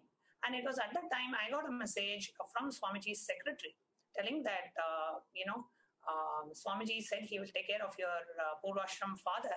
Not that you are worried, but just wanted to pass on the message to you. And I know my pre-monastic mother was messaging Swamiji and receiving the blessing, so I wasn't, very concerned at all. And suddenly, all of a sudden, I got a message. I took it as like a general reassurance. So I just passed on the message to Swamiji, and the darshan, the Devi Parashakti Akashic reading was actually about to start. So I was just getting ready for it. I just forwarded the message saying that Swamiji is taking care, no need to worry, to my pre-monastic mother. So then what happened is the darshan got over, and around 8:30 a.m. in the morning, my pre-monastic brother had messaged me. He actually lives in the US. It so happened that he took a flight and he just arrived yesterday morning in India. And he messaged me saying that the doctors are saying that Kailasa condition is very critical. They have rushed him to the ICU and they are resuscitating him. And they informed the family to urgently come to the hospital. So I immediately passed a message to Swamiji, and I got a response back immediately saying that Swamiji is taking care, Swamiji will be done. So I was like, first of all, I was not worried or concerned. I know what Swamiji is always there. So I just passed on, wanted to update Swamiji. And as soon as I got the message, I called my pre-monastic family and I informed that Swamiji is taking care, there is no need to worry. So it was by then it was around 9 o'clock in the morning, and they had reached they were just reaching the hospital. As they were reaching the hospital, I got a message from Swamiji, reading as follows. I'm projecting the message on the screen. So this Swamiji directly messaged and he said, Jnanatma, I am attending to your Purvashram father. Tell your Purvashram mom, he will relax. Okay, so we don't know anything. As of now, only thing that we know is, my pre-monastic father is in the ICU and his condition is critical. And this was the first message I actually got directly from Swamiji, saying that mostly your father will relax. I will be I will be there right now with him. Tell her not to worry. You also don't worry. He has done all his responsibilities. He is relaxed. Tell your Purvashram brother too. Please understand how Swamiji, just literally at that moment, okay, he was just there. He prepared and he's preparing each and every one of us, and he's there literally taking care of my pre-monastic father. I was so touched when I got this message from Swamiji. First, he said, mostly he will relax, and I am there with him now. And tell your mom not to worry. You don't worry. Tell your Purvashram brother not to worry. And he is relaxed. This is the first, actually, I got this message first from Swamiji only. We have not heard anything from the doctors so far. And as we got this message, that was when my pre-monastic family, my pre-monastic brother and mother reached the hospital. And we actually heard about Kailasamaya leaving the body first from Swamiji, even before the doctors informed us. Then what happened is, at that time, that is when my brother met with the doctor, and the doctor said that your father has passed away.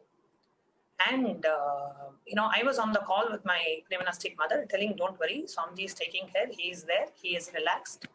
And immediately my pre-monastic mother, of course, couldn't bear the shock. It was unexpected, definitely. He was 73 years of age, however, it was still unexpected for her. And so she started crying. And immediately Swamiji said, I want to talk to your pre-monastic mother. So I was able to connect Swamiji on the phone call with my pre-monastic mother. So I was also on the line, and my pre-monastic mother started crying and, expressing her pain and anguish and suffering and her sorrow. And she was saying, Swamiji, you please take me also. Why should I be there? I have finished all my responsibilities. I have nothing else to do. You please liberate me also, Swamiji. I want to, go off as a Dirgha Sumangali. And she said, Swamiji, I got a boon from you that I will be a Dirgha Sumangali. Dirgha Sumangali means where till the end of the husband continues to live, and the wife dies before the husband leaves. Like basically, Dirgha Sumangali means you will never be a widow. That's what it means. So she told Swamiji on the phone that, Swamiji had blessed me to be a Dirgha Sumangali. I don't want to be like a widower. Let me also leave. And my son who has come, let him do the final rites of both his father and the mother. And please liberate me also. Please take me also with me to liberate me also. And I was on the phone call with my pre-monastic mother at that time. And I was like, oh God, I understood her situation, but Swamiji was on the line, and I didn't want her to take so much of Swamiji's time. So I intervened and I said, it's okay, don't worry. Swamiji is there. Swamiji will take care. You don't worry.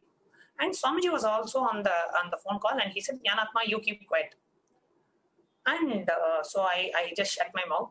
And then, my mother she just expressed herself. She just expressed her sorrow, her pain, and whatever she was going through, and the root shock that she had to face. And Swamiji didn't say anything. He just said, breathe ma. He was just listening. He was just listening. And then in the end of the call, the call was about to end. And Swamiji told me, Jnanatma, why don't you talk to the doctor and see if they can do some kind of resuscitating method, like giving an electric shock or something to bring the life back into the body. Can you speak to the doctors and see? And the call got over. Now, at this point, I wanted to share with all our viewers that when my pre-monastic mother was talking, and directly Swamiji was attending to her, and Swamiji was talking to her, later in the evening, after finishing all the formalities and all that, my pre-monastic mother went back to the house. Later in the evening, when I connected with her, that is when she told me that after she spoke to Swamiji, all her pain, after that, not one drop of tear, it fell from her. Just like the pain, the very root of pain and suffering was removed from her. That is when I understood. I was thinking, oh God, Swamiji is spending so much time on the call. I didn't want Swamiji's time to be wasted. And actually, Swamiji told at that time, Jnanatma, you keep quiet. And later on also, Swamiji told, you don't behave like a dry Vedanti, to your mother. You don't behave like that. So I understood to an extent. And then later on, when I spoke to my pre-monastic mother, only then I understood what Swamiji was doing, just providing, the listening, and just literally doing the samskara dahana kriya, removing all the pains, the suffering, the anguish, the sorrow that she could have gone through. And that is when I remembered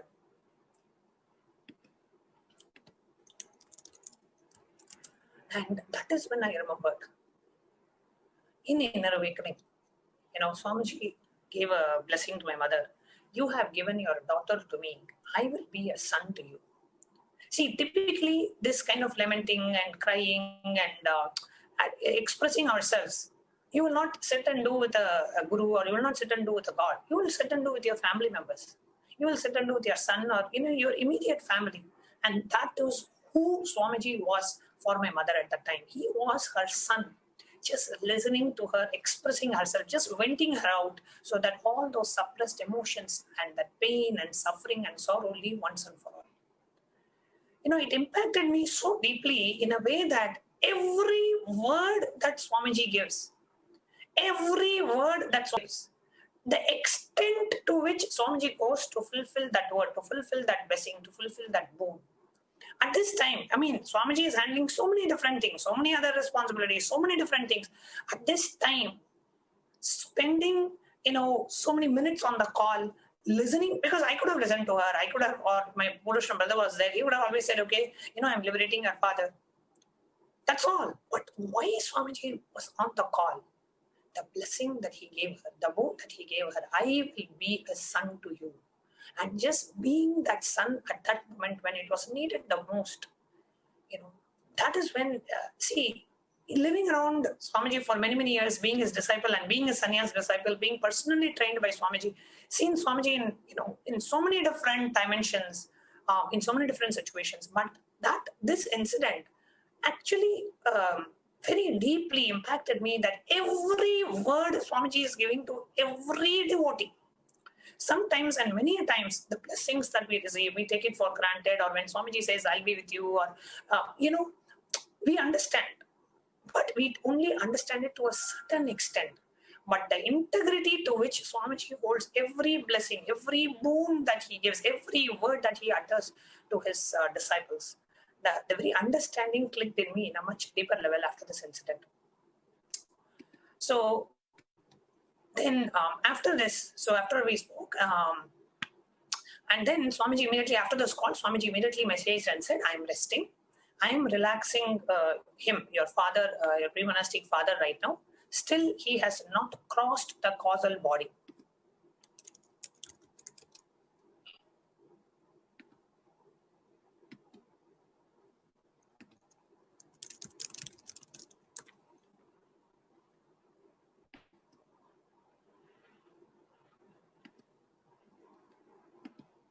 Still, he has not crossed the causal body, and he is resting and he is relaxing. This is what Swamiji immediately messaged.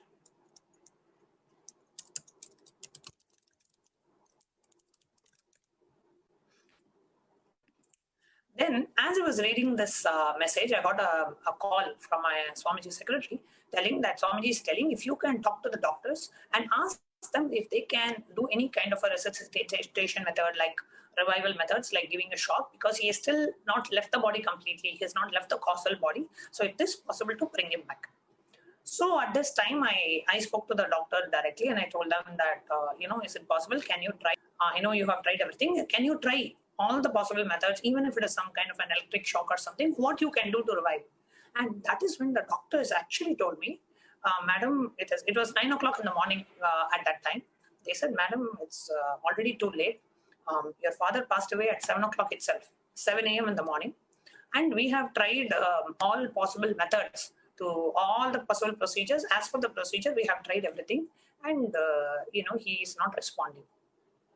And that is when they exactly said, your father passed away at 7 o'clock.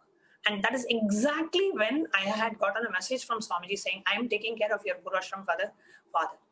Out of the blue, because I did not send him any message at that time.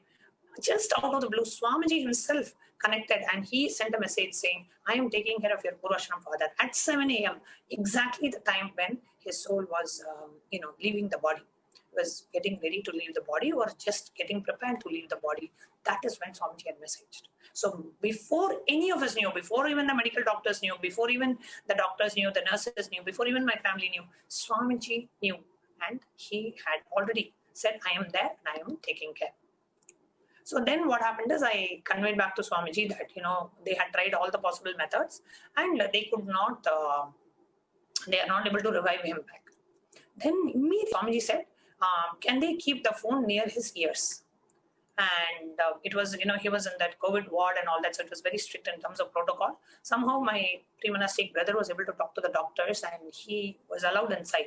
So he took the phone inside and he kept the phone near the ears of my pre-monastic father as he was laying down. The doctors have already declared him dead and they kept the phone near his ears. I was on the phone call and Swamiji was on the phone call on the other end. So I was holding the phone here and the phone was kept near the ears of my father. And Swamiji started the mantras. And Swamiji said the Mahavakyas. And I was sitting and continuously Swamiji was chanting on the phone, the Mahavakyas, Ham Brahmasmi, the Mahavakya Tattvamasi, and Prajnanam Brahma. Swamiji was just chanting all the Mahavakyas on the phone. Continuously he was chanting. And I was on the call listening to Swamiji's chant. And literally, I could see like the phone was vibrating. The phone was literally vibrating. And I could just see a gush of energy. I could just feel intense presence of Swamiji. Where I was, I could feel an intense presence of Swamiji just getting transmitted through the phone. Like literally, if you get an energy darshan through the phone, how you will feel. That is exactly how I felt. Such an intense gush of energy. Continuously that the Swamiji's voice and that mantra and the Mahavakyas just reverberating. I could just see Swamiji just pushing that experience through the mantras into that being. That is exactly what I felt. He was just transmitting that experience through a phone call to that being, which is already left the physical body and is in the different layers of the body. The soul is now leaving. In that process, Swamiji is just giving the initiation through the phone. And it was an experience. It was a totally different experience, something which I have never seen or experienced or witnessed so far. So Swamiji gave the Mahavakyopadesha, the Mantropadesha on the phone. Prajnanam Brahma, Ayam Atma Brahma, Tattvamasi, Aham Brahmasmi. Continuously, not just once, like continuously Swamiji was chanting, and maybe a few other mantras. I don't remember. I was totally blanked out. I could only feel Swamiji's intense presence and Swamiji just gushing into that other being. And I was on the line just witnessing. And on the other end, what was going on inside me is, why Swamiji is doing so much?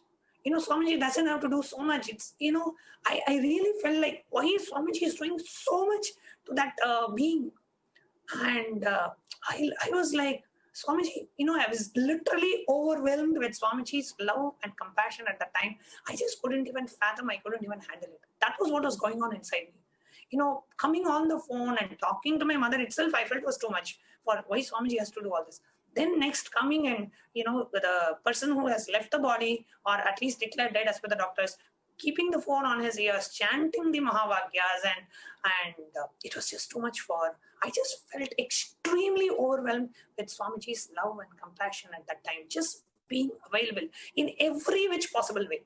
In every which possible way, what are all the things Swamiji can do and be available, Swamiji was there at that moment. And after the Swamiji finished the initiation on the phone, immediately Swamiji sent him. He didn't say anything else. He only chanted the mantras on the phone, and then the call was completed. And then Swamiji messaged me immediately. He said, I took care. He just beautifully received sannyas and relaxed. Now he is a Purna sannyas.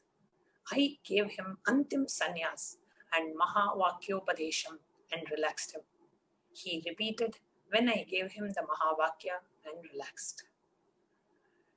I was just reading and rereading and rereading and trying to just cognize what Swamiji has just said. The being who had left the body, nobody was there at that time when that being left the body except Swamiji. Whether it was at 7 o'clock when the being was about to leave the body or even now, and at a time where we are, for all of us, we are only seeing the, physically is declared dead, that's all. But Swamiji connected with that being still has not left the 7 layers of the body and connected, and at that most crucial moment gave him the Mahavakyopadesham and gave him the Antima Sannyas. I will now be sharing what is Antima Sannyas. Sannyas at the time of an extreme, like at the time of death, right? It's called Antima Sannyas, and gave him the Mahavakyopadesham. And in one of the satsangs, actually, Swamiji had referred to the Mandukya Upanishad. In Mandukya Upanishad, it says, Brahmavit Brahmaiva Bhavati. The knowledge about the Brahman, even if it is at an intellectual level, even if it has not become your realization of the physical world, the very knowledge, the jnana, the logical understanding about Brahman itself makes you that. Brahmavit Brahmaiva Bhavati. Brahmaveda Brahmaiva Bhavati. The knowledge of the Brahman makes you that. The knowledge of the consciousness makes you that. And it guarantees Videha Mukti. Means it guarantees Kailasa when you leave the body. This is a direct reference from Mandukya Upanishad. Now I'm just going back to the mantras that Swamiji chanted. Look at the mantras, the Mahavakyopadesha that Swamiji showered on my pre-monastic father at that time. Prajnanam Brahma, Ayam Atma Brahma, Tattvamasi, Aham Brahmasmi. Giving that exact knowledge of the Brahman to that soul at the time of leaving the body. At the time of leaving the body, giving the ultimate knowledge and receiving that ultimate knowledge makes you one with that ultimate, and giving him the ultimate liberation, Videha Mukti, Kailasa, when leaving the body.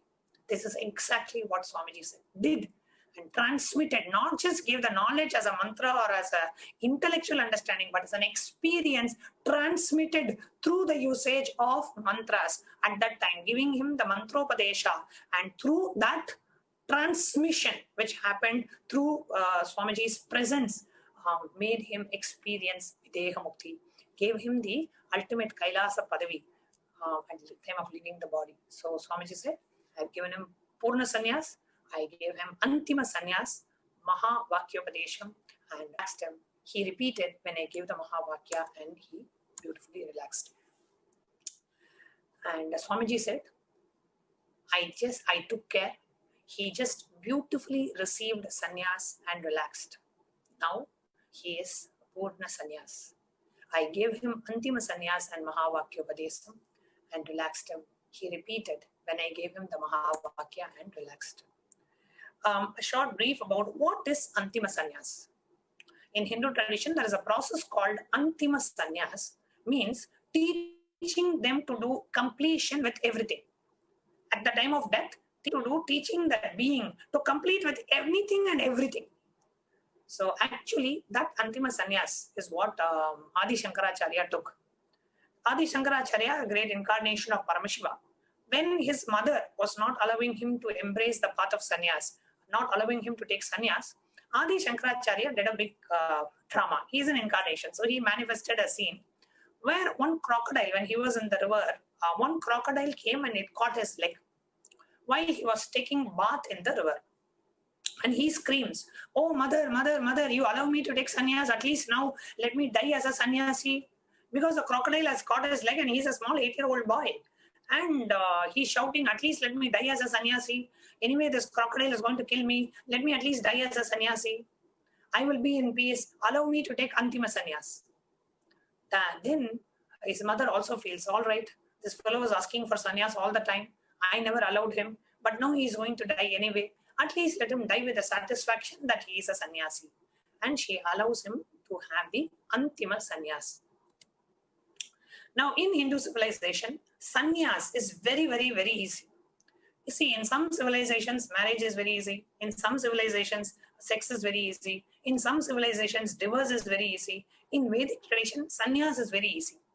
If you just declare 3 times, Abhayam Sarvabhutebhyo, Abhayam Sarvabhutebhyo, Abhayam Sarvabhutebhyo, let my presence be a refuge to all the beings. Abhayam, let me give refuge to Sarvabhutebhyo, to all the living beings. Let my presence not be a threat to anybody.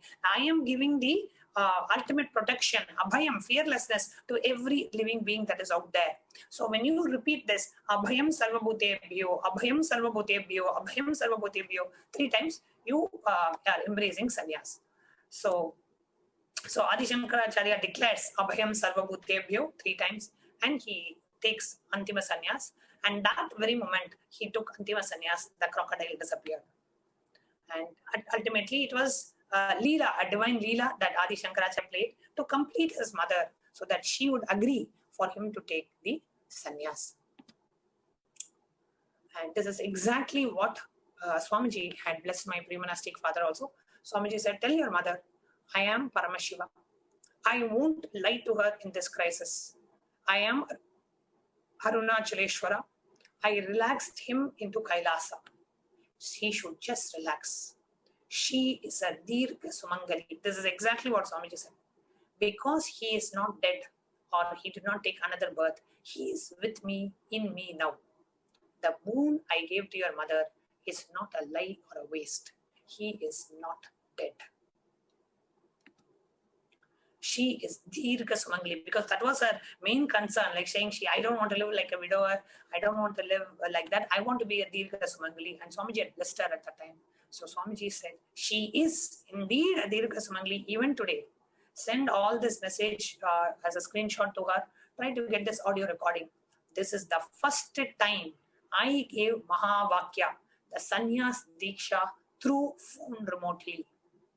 Tell your mom, they all served me. I won't lie to her during this crisis. I am Arunachaleshwara. I liberated him fully. He is in Sayujya, means ultimate oneness. He is just merged into me. He is in Sayujya with me.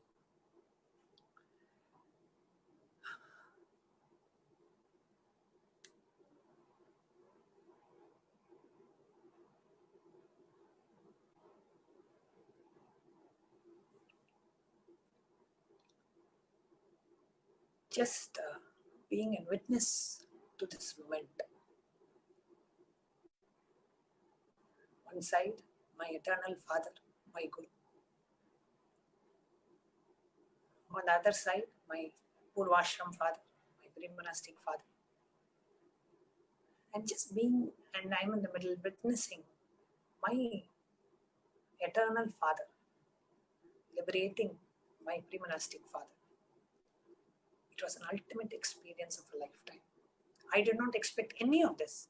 I just wanted, Swamiji saying Swamiji is taking care. That's all. But the way Swamiji took care, it just overwhelmed me with so much of, he just literally poured so much of love and compassion, made himself available. Continuously he was available and sending messages and saying that, he has fully liberated him and he is inside here with him. And Swamiji further, he also said, what a death. Actually, all of you should be jealous of him. What liberation. He received the Mahavakya fully and left to Kailasa. Tell your mom, Yanatma, after eating our food, I blessed she will be a Dirgha Sumangali. So it is true blessings. He is not dead. He is liberated. He is liberated. So your mom is a Dirgha Sumangali. So first, the boon that Swamiji gave, the blessing that Swamiji gave, you gave your daughter to me, I will be a son to you. He was there listening to her and allowing her breathe and express all her suppressed emotions and pain. That was the one boon that Swamiji fulfilled. Here, the second boon that Swamiji gave, that I had blessed you to be a Dirgha Sumangali. I will ensure you are a Dirgha Sumangali. Even today she is a Dirgha Sumangali because she will be a Dirgha Sumangali because he is eternally residing in Kailasa. He is not dead. He is liberated. And Swamiji said, I am Arunachaleshwara. I am Paramashiva. I will not lie to you during this. See, the amount of, how much the Swamiji is attending to each and every aspect of the devotee. At that time, it was such a critical moment. Swamiji just made himself available and literally showered us, overwhelmed us with Swamiji's love and compassion. It was just unbelievable. And Swamiji further said, even my grandfather wasn't able to receive Mahavakya from me directly. Sami nandri marakadu, nindri endrendrum kaku. I did what a guru should do and God should do. Both to him now. I gave what I gave to my dad, Antima Sannyas and Mahavakya and liberation.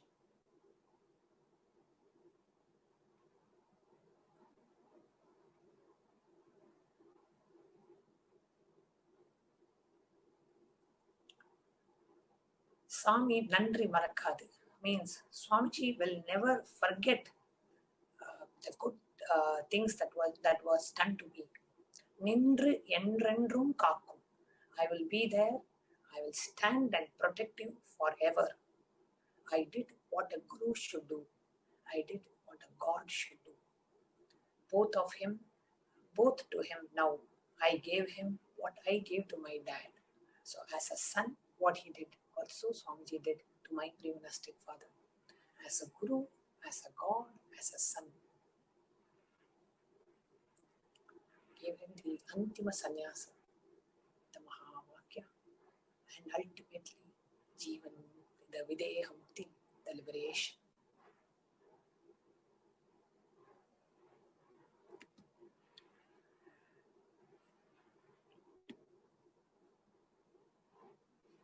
I gave to him what I gave to my dad, Antima Sannyasa, Mahavakya, and liberation. This soul, this being, which had taken millions and millions and millions of births, birth and death and birth and death and birth and death, finally was liberated from the cycle of birth and death and achieved the ultimate purpose of human life. The ultimate purpose of existence is enlightenment, liberation. And that being, with the extreme compassion of Swamiji, in his presence, completed with all the baggages, Swamiji exhausted all the karmas, removed all the karmas, cut off all the bondages of that being, gave the Mahavakya Upadesha to that being at the time of death, burnt away all the karmas, all the bondages, and ultimately blessed that being with liberation. A soul takes millions of births before it even has a human body. And in the human body, the soul takes millions of births before it can be ready to even have a guru in our life. That is why Adi Shankaracharya and the Viveka Chudamani, he says, Manushyatva. There are three things which are most difficult to attain. Manushyatva, having a human body. Mumukshutva, having the intense seeking to experience the ultimate. And Mahapurusha Samshaya, having the nearness of an enlightened being. These three are the most difficult to get. And when you have these three, when you have a human body, when you have the seeking awakened, that also awakened only because of the grace and the blessings of the Guru. And the Mahapurusha Samshaya, when you have the supreme pontiff of Hinduism, Swamiji, as your Guru, you don't have to worry about anything else. That is the reassurance that Swamiji is giving to each and every one of us. And that is the message that I want to share with each and every one of us. When Swamiji says, I am there at the time of your death. Every being who has experienced, who has attended the NSP program, every being who has attended Inner Awakening, every being which has experienced that death process with Swamiji, Swamiji assures, says, at the time of your death, I will be there. Wherever you are, I will be there. And it so happened that in the case of my pre-monastic father, at the time of his death, his relatives could not be there. His wife could not be near him. His children could not be near him. His son could not be near him. Nobody could be near him. There was only one being who could be near him, which was his Guru, which was Swamiji. None of us even knew that he was going through this. We were all thinking he was in a hospital and he was being, in a ventilator or whatnot. Swamiji knew. Swamiji knew that it is time for that being to experience the ultimate purpose of human life. And it was only Swamiji who was there at that being when that being needed the most. It is not the properties that we have, or it's not the money that we have, or it's not the relatives or the name and fame that is going to come with us. Not even this body. But it is only the Guru who will come with us, who can come with us at the time of death. And whenever Swamiji has told us in the NSP program or during the death process, he always says, at the time of your death, when the heat of death touches your body, I will be there with you, liberating you. And true to his promise, he was there, liberating my pre-monastic father. Every word Swamiji gives, every boon Swamiji gives, every blessing Swamiji gives is established in the ultimate existential reality. That is what I experienced. Just so strongly, so powerfully. Every word Swamiji utters, every boon Swamiji gives, every question Swamiji gives, every word Swamiji gives is rooted in the absolute reality. Absolute reality. And he is there. He will be there at the time of every devotee when the heat of the death touches the body. Whether you know or not, whether the doctors know or not, whether the family knows or not, Swamiji will know and he will be there. And I just play this very short clip, a revelation from Bhagavan Kalabhairava, man through the Nijavatara in the Akashic readings on death. A very apt and a very short clip. Let us listen to it.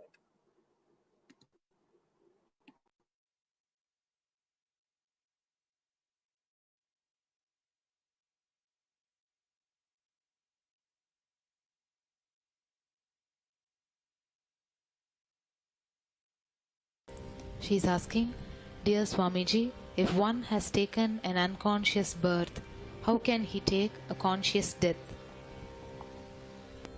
That is what is life. Life gives you the possibility to move from unconsciousness to consciousness, unconsciousness to superconsciousness. If you take unconscious birth, you can move to conscious death. If you have taken conscious birth, you can move towards superconscious death, which is enlightenment itself. And even if you take unconscious birth, you can directly jump into superconscious death.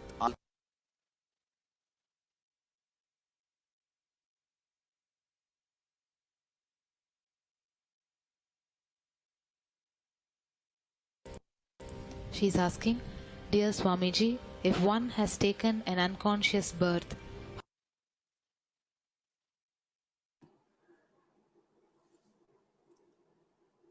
Just repeating what was revealed in the Akashic records. Dear Swamiji, if one has taken an unconscious birth, how can he take a conscious death? And Kalabhairava revealed in the Nijavatar of Swamiji, this is what is life. Life gives you the possibility to move from unconsciousness to consciousness and consciousness to superconsciousness. If you take an unconscious birth, you can move towards a conscious death. If you have taken a conscious birth, you can move towards a superconscious death, which is enlightenment itself. And even if you take an unconscious birth, you can directly jump into superconscious death also. When you have the grace and the blessings of the Supreme Pontiff of Hinduism, Jagat Guru Mahasanidhanam, His Divine Holiness, Bhagavan Nityananda Paramashivam. Whatever may be your the way you are born, whatever may be the karmas that you have brought with you in this birth, whatever may be the bank of karmas that you have in your Sanchita, which is the karma bank, how much ever you have, when you have the avatar with you, Swamiji just burns away. Even if you took the unconscious birth, doesn't matter. Swamiji just pulls you to the superconscious death. Just have that feeling connection with the Guru. Do not discard, do not ever disturb that ultimate spiritual umbilical cord connection with the Guru. And the only thing that disconnects is Guru Droha and Guru Aparada. Means you abusing the Guru or you doing a crime against a Guru or doing a droha to the Guru. That's the only thing where you consciously, that also not from the Guru's side, you consciously disconnect that spiritual umbilical cord connection when you abuse the Guru or when you do any kind of an offense or a crime against the Guru or when you abuse the Guru, you consciously cut the spiritual umbilical cord connection between you and the Guru. So, and not just even actively abusing, but even passively abusing. Means somebody is abusing and you're just keeping quiet. Even that is Guru Aparada. You cannot keep quiet when somebody is abusing the Guru. You have to take a ferocious stand. Either stop that person immediately and let that person know what they are doing is absolute Guru Droha and you are not. You have to take a ferocious stance. So, as long as you are not doing that Guru Aparada and the Guru Droha, until and unless you disconnect that feeling connection with the Guru is always there and the Guru's presence will always be there in your life. And Swamiji will just take the jump, will make you take the jump from an unconscious birth and taking it into the superconscious death also, the ultimate jump. Swamiji literally fulfilled every word, every boon that he gave my Purvashram parents. I mean, I'm just saying Purvashram parents here just because in this particular scenario, as I'm explaining, but I just wanted to say every word, every boon he gives to every disciple, every devotee, be it in the inner awakening darshan, be it in the Dial Devatar, be it in your dreams, be it in doing your Guru Puja, whatever way Swamiji connects to you and gives you that boon, gives you that blessing, gives you every word is ultimate existential reality, and Swamiji fulfills each and everything in the best possible manner. Not just saying, okay, I've given a word, let me just fulfill it. Not like that. In the best possible, he goes all the way out and he connects with that being and he ensures that whatever that being wants is taken care. Just because Swamiji has taken a commitment to be your Guru.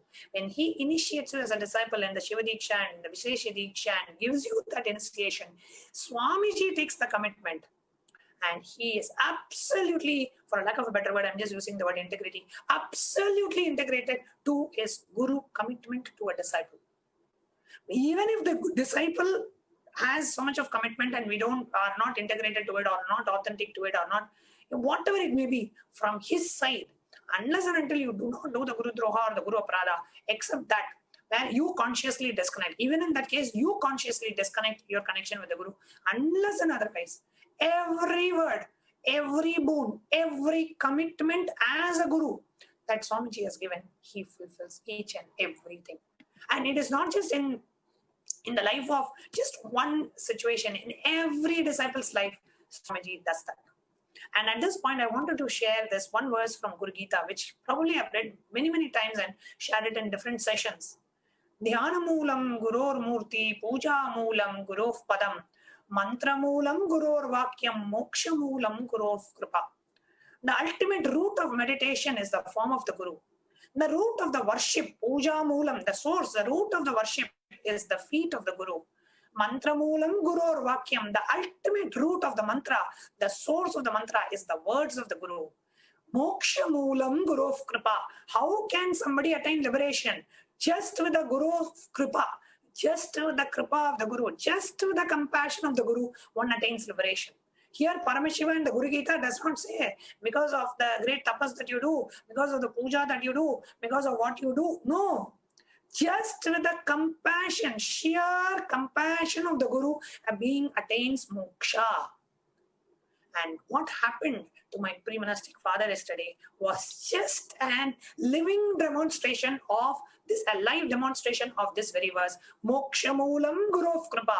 Just with the compassion of the Guru, that being was blessed with the ultimate moksha, the Sayajya Mukti, the Kailasa Padavi, the Videha Mukti, and Antima Sannyasa. That being was blessed with. And even in the Paramashiva Dhyana Mantra, when we say Sarva Jana Sangha Sadhyo Nirvana Diksha Vyaya Pavarga Varsha Vishrana Jimuta Paramata Kalava Kesari, the showerer of Videha Mukti and the immutable state of enlightenment immediately by Nirvana Diksha to all people. Every word that we read in the Paramashiva Dhyana Mantra, every attribute, every Ananta Kalyana Gunas, the imperishable qualities of Swamiji, everything is absolute truth and rooted in the existential reality. Absolute truth. When he says the showerer of Videha Mukti, showers Videha Mukti to his disciples and waiting to shower us with the ultimate blessing of enlightenment. The immutable state of enlightenment, Swamiji is waiting to shower to each and every one of us. And next, not just in the life of my pre-monastic parents, but also in the lives of so many devotees around the world, Swamiji was there at that time and ultimately relaxed that being into the ultimate journey and ultimate liberation. So next, I would like to invite Rajesh Chandramohanaya and Pratibha Chandramohan to share their experience of how Rajesh Aya's father and Pratibha Ma's husband, Chandramohanaya, a great devotee from Bangalore, experienced liberation after a short break.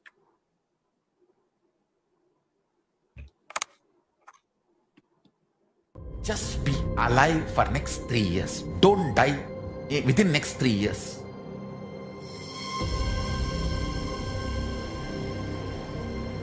Just don't die within next 3 years. Be alive. Somehow be alive. I'm working sincerely. I will reach you somehow. Somehow I will reach. I will reach you wherever you are. It's my commitment to humanity.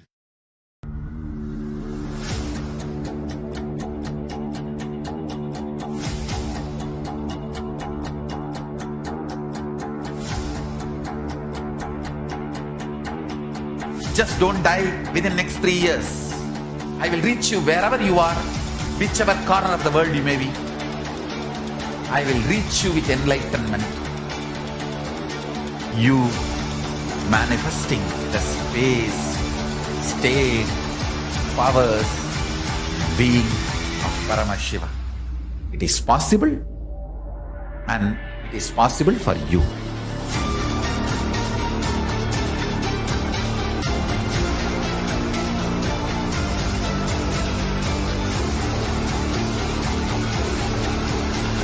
Paramashiva will reach you with enlightenment science. I know he is going to do the job.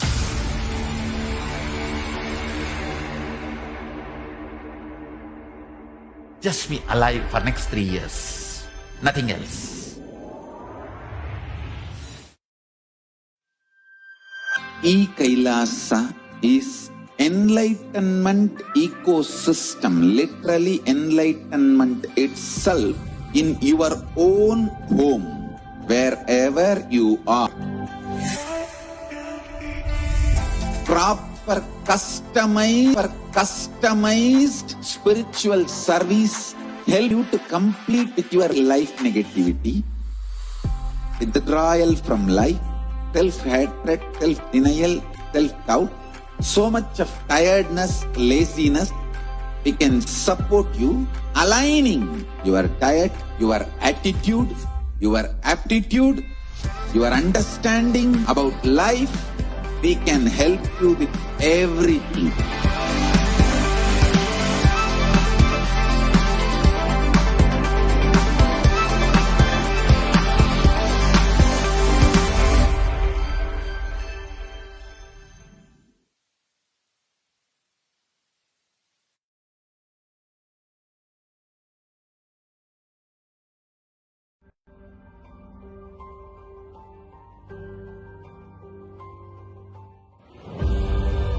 What I mean by the word e-Kailasa, listen intensely.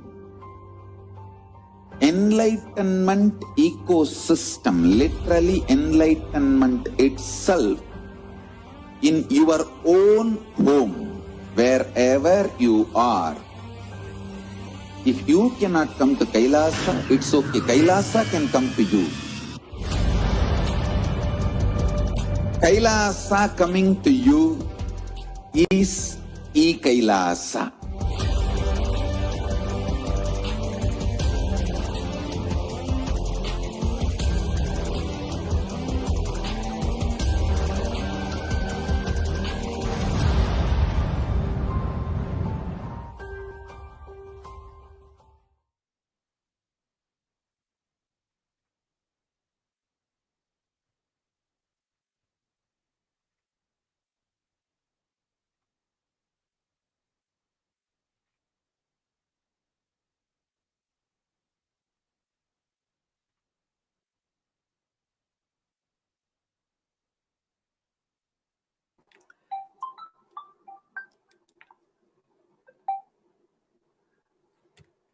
Yes. Now, I would like to invite Rajesh Chandramohan and Ma Pratibha Chandramohan to share their experience of Chandramohan Ayya, which is Rajesh Ayya's father and Ma Pratibhama's husband, experiencing the ultimate liberation with the grace and the blessings of the Supreme Pontiff of Hinduism. Nityananda Ma. Yes, Ma. I'm Pratibha Chandramohan here. Nityananda Ma. Thank you so much for coming live on NTV and sharing your experience. If you can share how Swamiji liberated Chandramohan Ayya. If you can share the whole sequence of events, how it led to that, please. Yes, Ma. On 20th of August 2016, my husband was in ICU and he called thrice Swamiji, and at that time Swamiji came to him and he was satisfied and all the fear has gone at that time.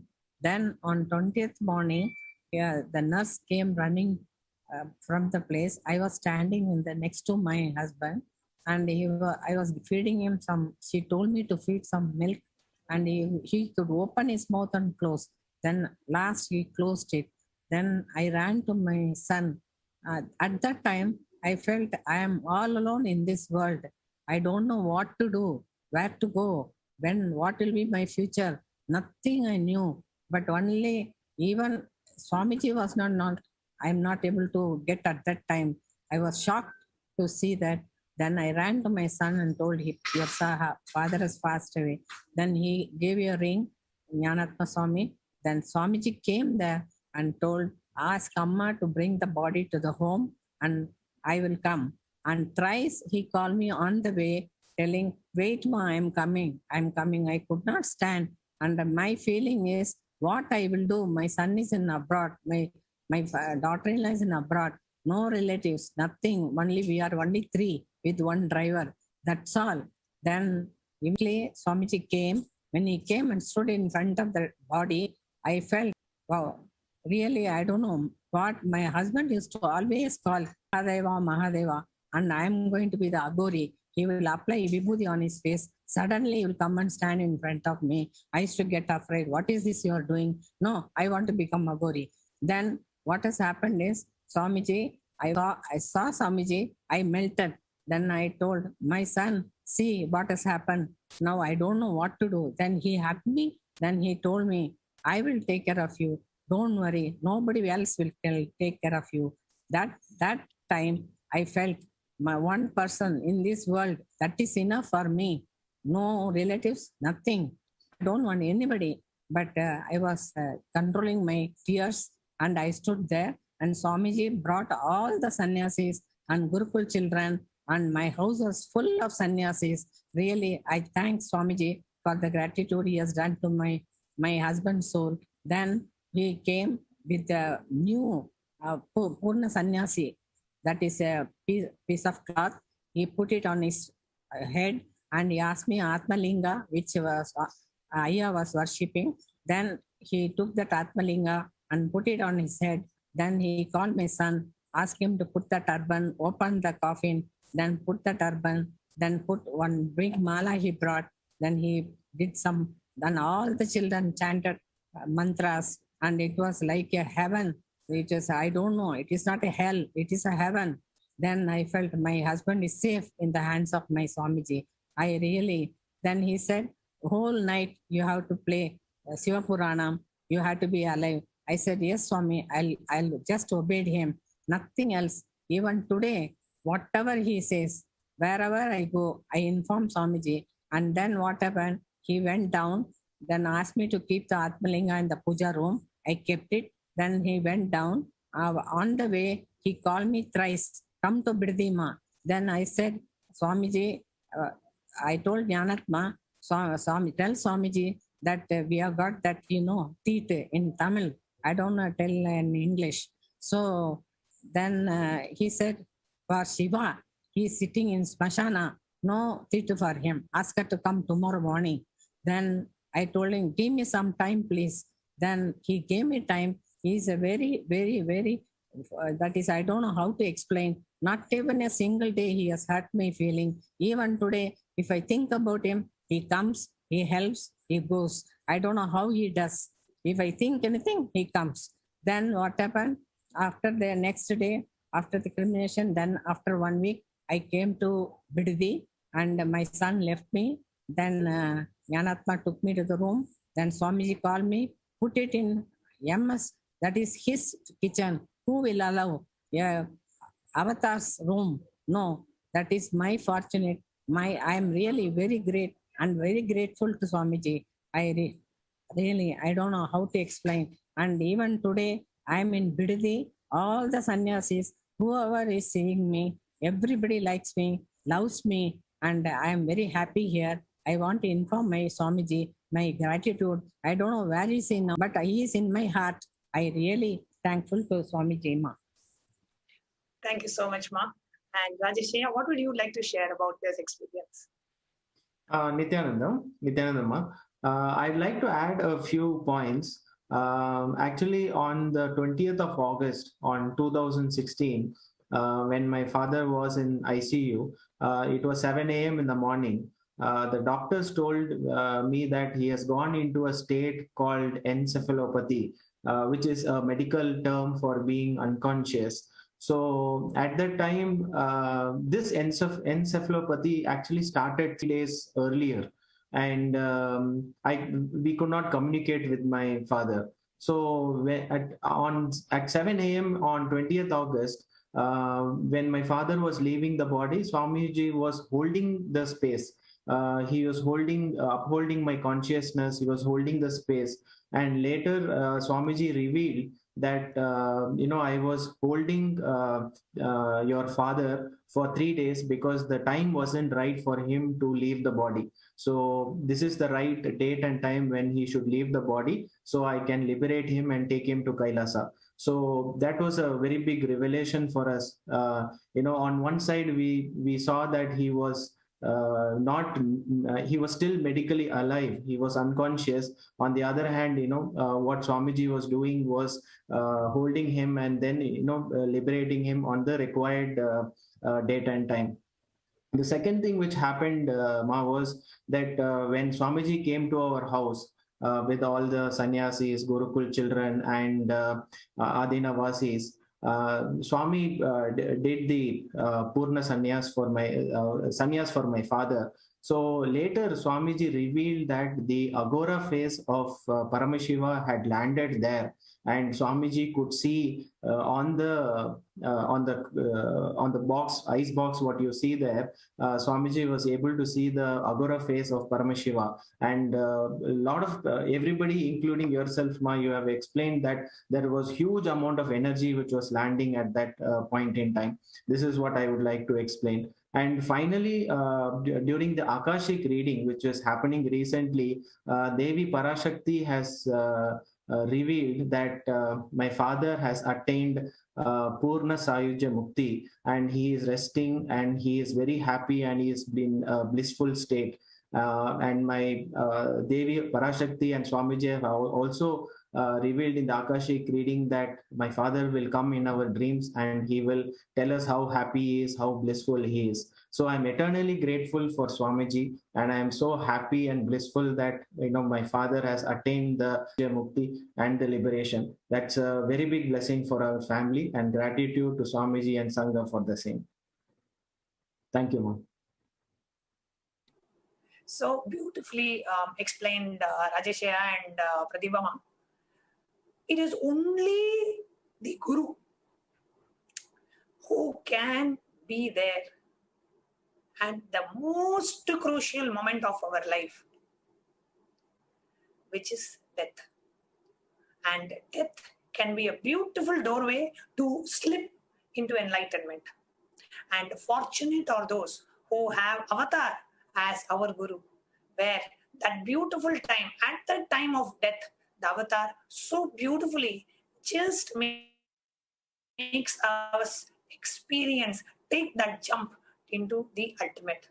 So the being, that soul which has gone through millions of births and deaths and birth and death and birth and death and birth and death and birth and death, and is stuck in this just because in this lifetime you were so fortunate to be the disciple of the greatest avatar who has happened, the 1008th incarnation of Paramashiva, just because, not because of any other reason.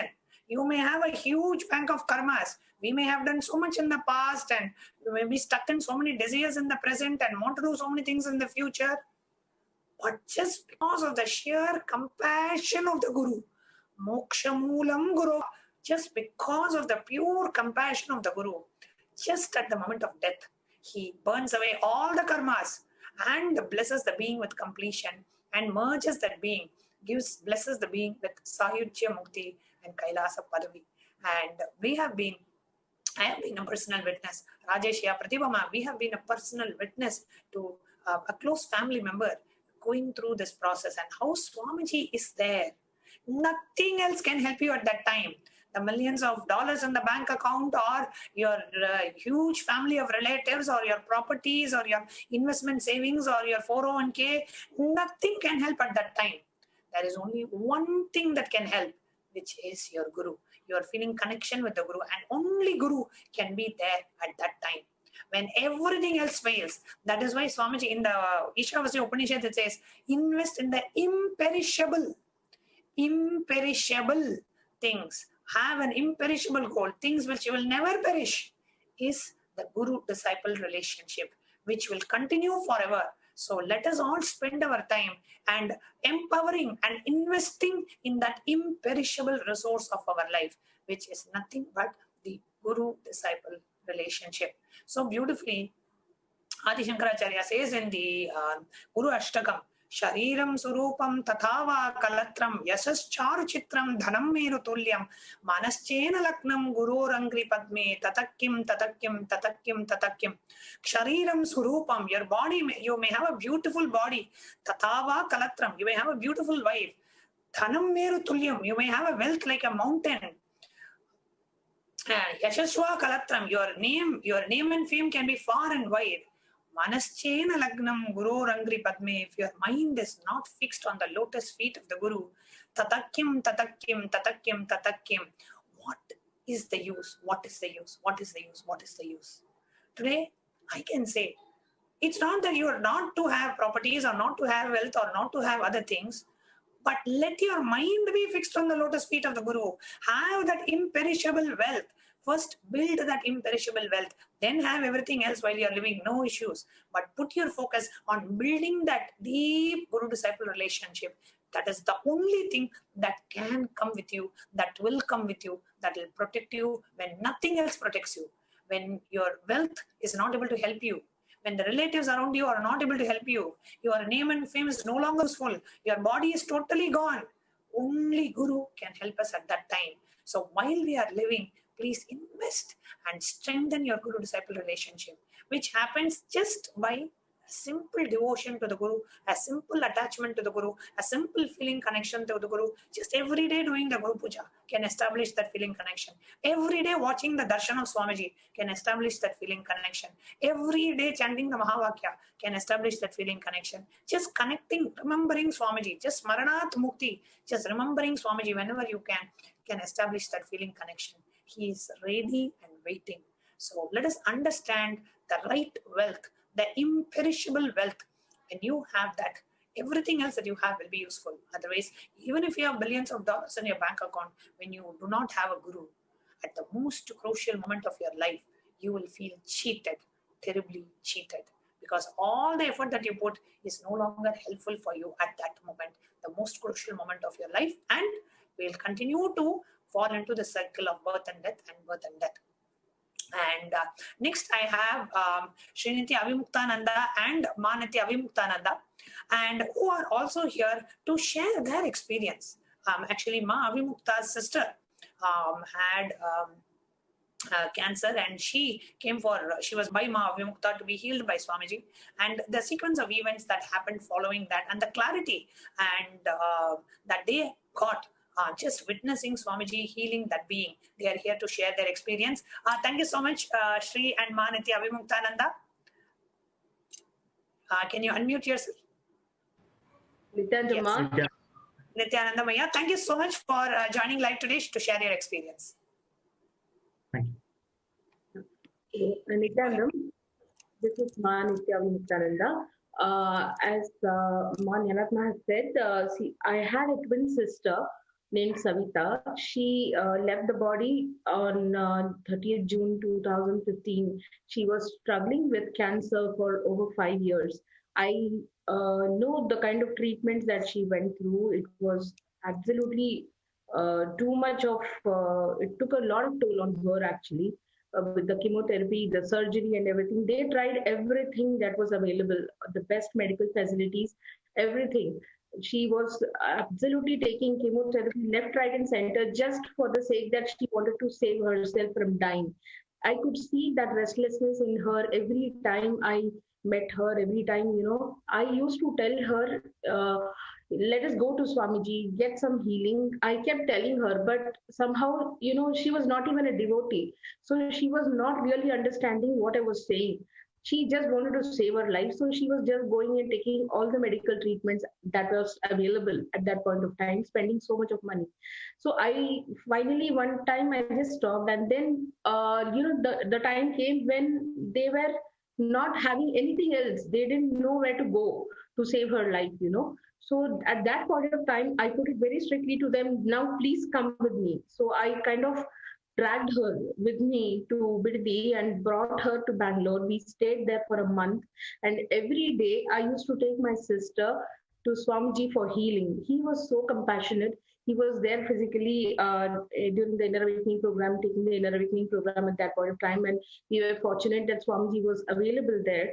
And trust me, I mean, the kind of compassion that he has shown, even to a non-devotee, is something so amazing. It really put me in awe because he didn't even ask any questions. He said, okay, Ma, you bring her, I will heal. And every day I used to take her and he used to heal her every day. She was in such a state that I had to take her on a wheelchair. She had lost her eyesight by that time. And there were no hopes at all. We didn't know what to do, whether to really ask, whether she has to be saved or what exactly to ask. Even I didn't know that. And I didn't want to ask anything because the kind of restlessness that I was seeing in her, the only thing that was bothering me was that she needs to come into a full state because she was suffering. That is what I could see. Her body was totally, damaged because of the chemotherapy. And the only thing that was there in her mind that she wanted to live for her 11-year-old child. And that kept bothering her. Every time she used to just keep telling that I want to go back, I want to go back. And it was very painful to see her that way. When the healing started happening, like I could see, even after 10-15 days, whenever I like every day we used to take the healing, so I could see some of the other improvements happening in her inner space. In even her eyesight started coming back. Actually, that is what I saw. I could see really major changes happening inside her. And she was getting more positive vibes. Something was happening. I was just seeing that, just watching it. And but somehow she desperately wanted to go back to her son. So finally, after a month of healing, I took her back. When I took her back and we came back to Mumbai, I saw that really she had settled down to a very great extent. The amount of restlessness that was there inside her, she was talking so much. Maybe sometimes, when you're in fear, you keep talking a lot. I used to see that in her before the healing happened. And after Swamiji's healing, how somehow something settled inside her. Probably, maybe Swamiji has spoken to her soul, spoken to her inner space and settled something inside her, answered her questions or what, I don't know what conversation would have happened between him and her soul. But it really brought about that deep silence in her, basically, which was very much needed at that point of time, what I felt, because we knew that things were not going to, something was wrong, yes, but then we wanted that she should not suffer. And really, with Swamiji's grace, with Swamiji's blessings, that happened. She settled down in a very beautiful manner in her own self, and she started becoming more quieter. And finally, when she left the body, I could see that brightness in her face somehow, like it was as if she rested in peace. Really, she was in peace when she left the body. So I'm sure that Swamiji would have really calmed her down, calmed her soul. The kind of worry that she would have carried, or that is what was probably holding her. To let that she didn't want to let go her life because she wanted to live for her child or whatever. All those questions probably Swamiji would have answered her soul. That is why she could probably rest in peace and became very restful. That was very much needed at that point of time, is what I felt. So she left the body very calmly. She left the body on 30th June. She left the body, and that too in Brahma Muhurta. That was really, I would really thank Swamiji. I'm sure he must have been there with her. Otherwise, this would not have happened this way, the way it happened. And after that, the main thing what I want to say here is he's so compassionate. He doesn't see anything. Whoever comes to him, he heals them and does what needs to be done to that soul. It is not that what he's answering only our questions. What that soul wants, he's answering that questions and he's giving them that, irrespective of whether that person has been a long time devotee or no. It doesn't matter. So he just healed her beautifully. And for me, what happened after her death was when I was in Bidadi, again visiting Bidadi, I was feeling very guilty that I should have taken this step long time back. I should have brought her a few years back so that something other miracle would have happened, something would have happened. She would have gotten connected. These questions were just going around me, I was feeling very powerless. And I started trying sitting at the banyan tree on that day. And I was just asking myself, why did I do this? I should have brought her earlier. And when I was walking back from the temple, I met a sannyasi and she told me, no, it is not like that. The soul has decided to go. So she has gone. The best thing that you have done is you have brought her to Swamiji at this point of time. He will take care of her liberation. This is the message that I got at Bidadi when the sannyasi told me. I am very sure this message from Swamiji directly to me, so that he could make me understand that no, it is not your fault or anything. What needs to be done has already been done. So he has taken care of it, absolutely. And I could actually see that, all my doubts with respect to that, my guiltiness, all that also disappeared because of that. So this is a very major incident in my life, which really tells me that, yes, only a guru can give you this kind of an experience and bring you out of all these confusions or whatever you call it, like the kind of sadness that we carry. Everything settles down inside you, and you become so beautifully restful that you can see things the way it is, not just blaming yourself or somebody for things happening in your life. That's what I would want to share, Ma. Thank you so much. Yeah, Nityanandam. So just continuing what Ma said, even taking her to Bidadi was not easy case. Like it's like completely betting before the family. Okay, just moving her from X place to Y place is not a joke. She was in that condition.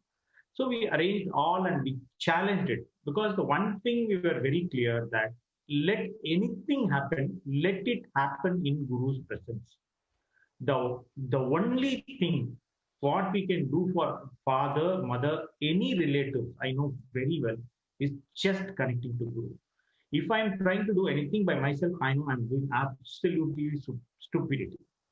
Okay, we can give a good medication, we can talk, we can counsel, everything. The only thing we can do is just connecting to Guru. Today, okay, I mean, there are a lot of questions came. So I want to say this is about a little non-devotee. I just want to give one story of like my mother, who is absolutely a devotee, who is doing Shiva Puja, Guru Puja, perfectly connected with Swamiji in her own way. Couple of months back, she got hospitalized, and more or less it's a medically dropped or hand-washed case. To tell the story in short day, just 2 days, of course, she recovered and she came back. Then I asked her what's all happened. She said, first 1 or 2 days, nothing was available. I was just sitting with Swamiji and I was trying to complete what are the things with me. I mean, she never understands completion at all. Whatever she knows, she understands. But she said, first one day I was with Swamiji. She was telling all things to doctor, like, I'm just seeing Himalayas, some Shiva is there, some Kumbhabhishekam happening, something. She was talking to the doctor the whole day. Just 2 days, she got complete and came out. Within a week, she was normal. So how Swamiji gives the same power, same blessing, same energy to every soul whichever is connected, whether it's a devotee or non-devotee. It's not, obviously we cannot understand, and it's difficult. I mean, as a son or as a husband, wife, we have an attachment with an outer world, and we demand this is the way it has to happen. X result. So people say, hey, I sent to hospital, nothing happened. I sent to your guru, is it anything happening? I said, come on, you really don't know what's happened inside. It's a dealing, it's a connection between that particular. I remember Swamiji for that cancer case, he called us, and one day was half an hour he was explaining that what I'm trying to do and how much the soul can take. He was explaining it. I'm just think, wow, what a compassionate. He was just explaining to see what I'm trying to do in this healing, how much she is taking as an important. So I'm just trying to connect. There is one case, my mother, just by simply connecting with Swamiji, she got healed and she came out, and she knows very well. She keeps repeating, if anything goes, if I'm going down, Swamiji is going to come and ask me. He promised me that, he is going to ask me. She will ask, then I will decide with him what. I mean, as if, he's talking to any other, as if going to flight to Bombay or Bangalore, she just say, Swamiji is going to come and ask, I'm going to tell him that what I have to do, and he will decide and he will give it to me. It's very simple and confident. Even a non-devotee, the soul needs some kind of a restful awareness. Swamiji would be able to give, and perfectly made her life journey further smoothly. Is it my other family members have understood it? I doubtful. Okay, they may not be understood. But what I'm just trying to tell all the viewers now is, we are in the pandemic situation. As Devi said, we are going to see death like crores and crores. We already started realizing it. Every day, more or less, we are getting the sad news from our relatives. So what we can do for it? This is absolutely a shocking question before us. in Prashna, it's beautifully talking about, there is one pramana just I want to share with you, all of you.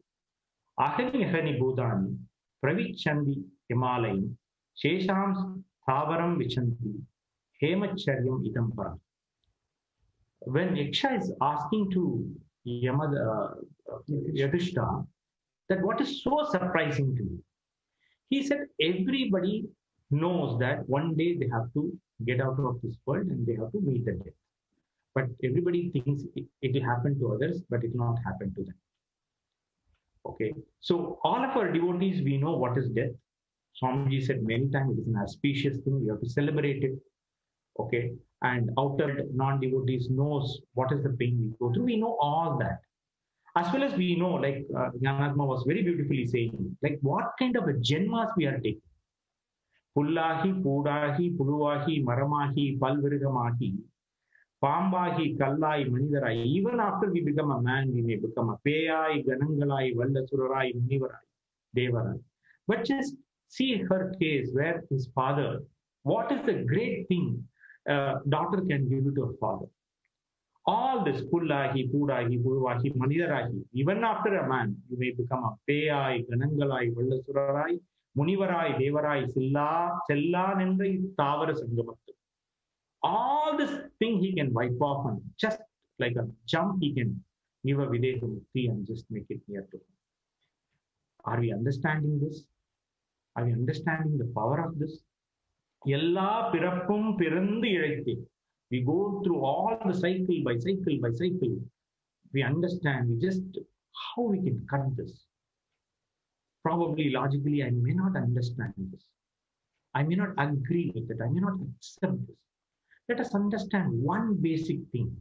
There is a soul.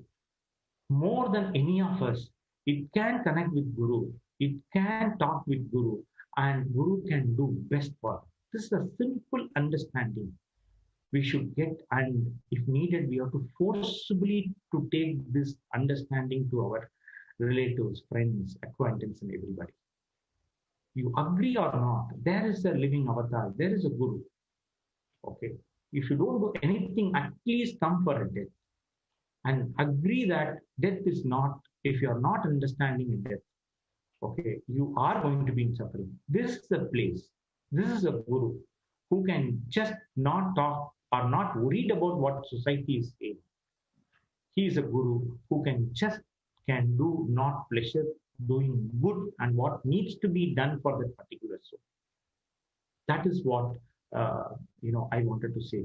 And what Swamiji is doing is completely compassionate thing. That is the Manikavasa beautifully say, Allal Piravi Arupan. Whatever the crying, the life after life of life, he can just cut and he can absolutely do what exactly needs to be done for that soul. So if many questions will come, as a devotee, you go there and push the people towards, hey, this is the Swamiji who can do the best thing for you. They may ask you 1,000 questions. Hey, I went to doctor, it works, it doesn't work. I say, you don't understand about it. So at least listen to somewhere else, which is authority, and who can do better than what you can do. So with that, I wanted to say, allow, let us enrich the world. And this is the one best gift we can give it to all. That's what I wanted to say. Thank you.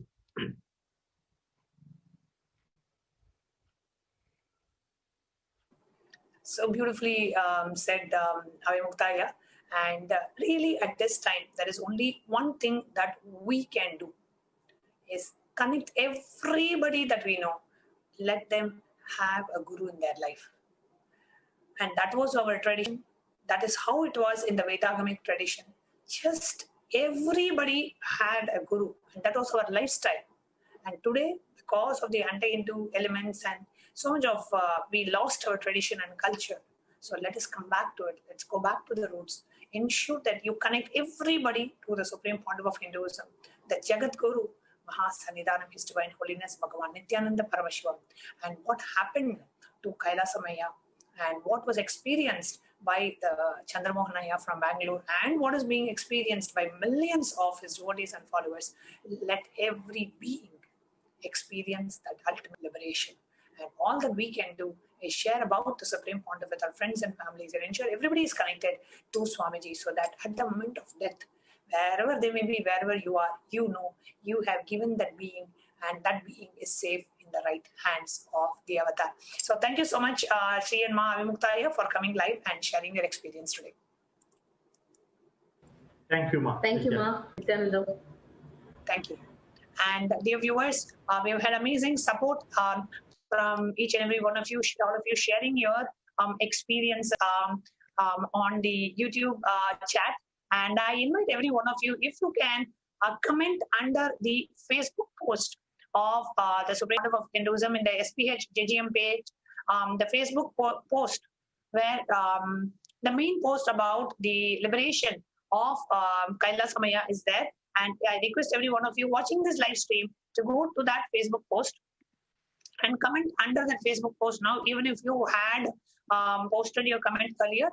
If you listen to today's sharing and if you want to share your experience of how it was, please, I request every one of you to go to the Facebook post.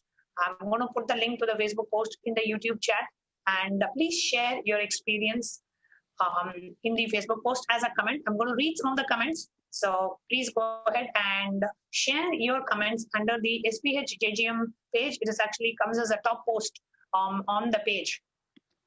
So I'm going to read the people's sharings and comments under this post as it is coming live. And if you were watching this and if you heard how Swamiji was there liberating Kailasamaya and giving the ultimate Videha Mukti and Sayuj Mukti and Antima Sannyas and Kailasa Padavi, when you read this and how Swamiji was available and is available to each and every one of us devotees, how does that leave you?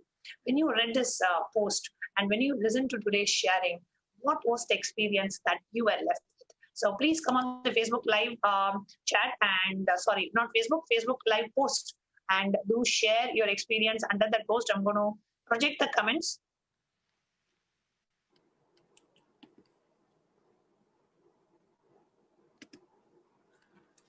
Under the Facebook post.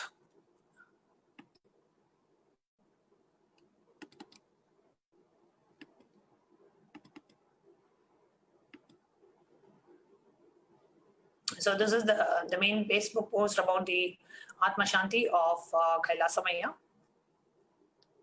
And please come to the page. This is a top post on the SPH JGM page.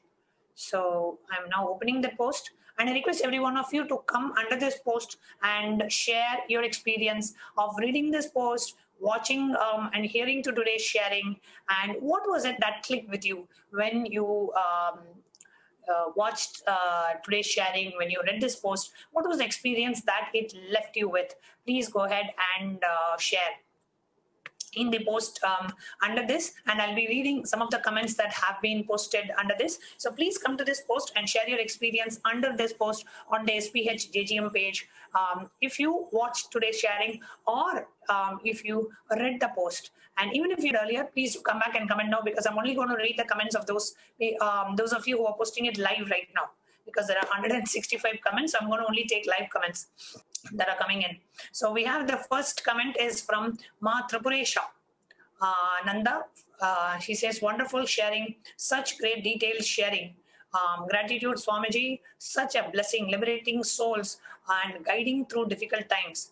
Being connected with the Guru is a blessing that is beyond one's comprehension. Swamiji's word resonate at this time as we read this. Guru is the manifest form of Paramashiva. Paramashiva is the unmanifest source of Guru. Wow, so beautifully shared, Ma Tripuresha. Thank you so much for posting your comment. It is so true that Guru is manifesting as Paramashiva is the unmanifest form of Guru, and Guru is the manifest form of Paramashiva.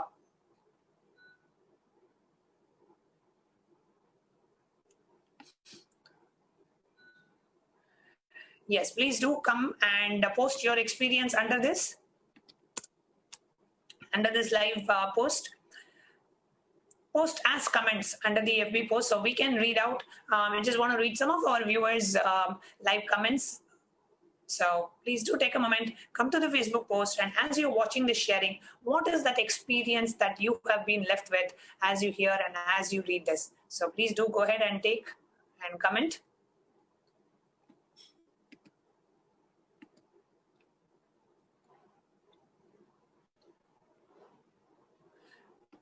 Okay, so we have Dr. Shanti Srivatsava from Bangalore. Dr. Shantima is saying, deepest gratitude, dear Jnanatma Swami. It's such a profound experience. That sacred cosmic happening has become a deep experience for us. Deep gratitude at the divine lotus feet of our dear Swamiji. This sharing healed my being completely.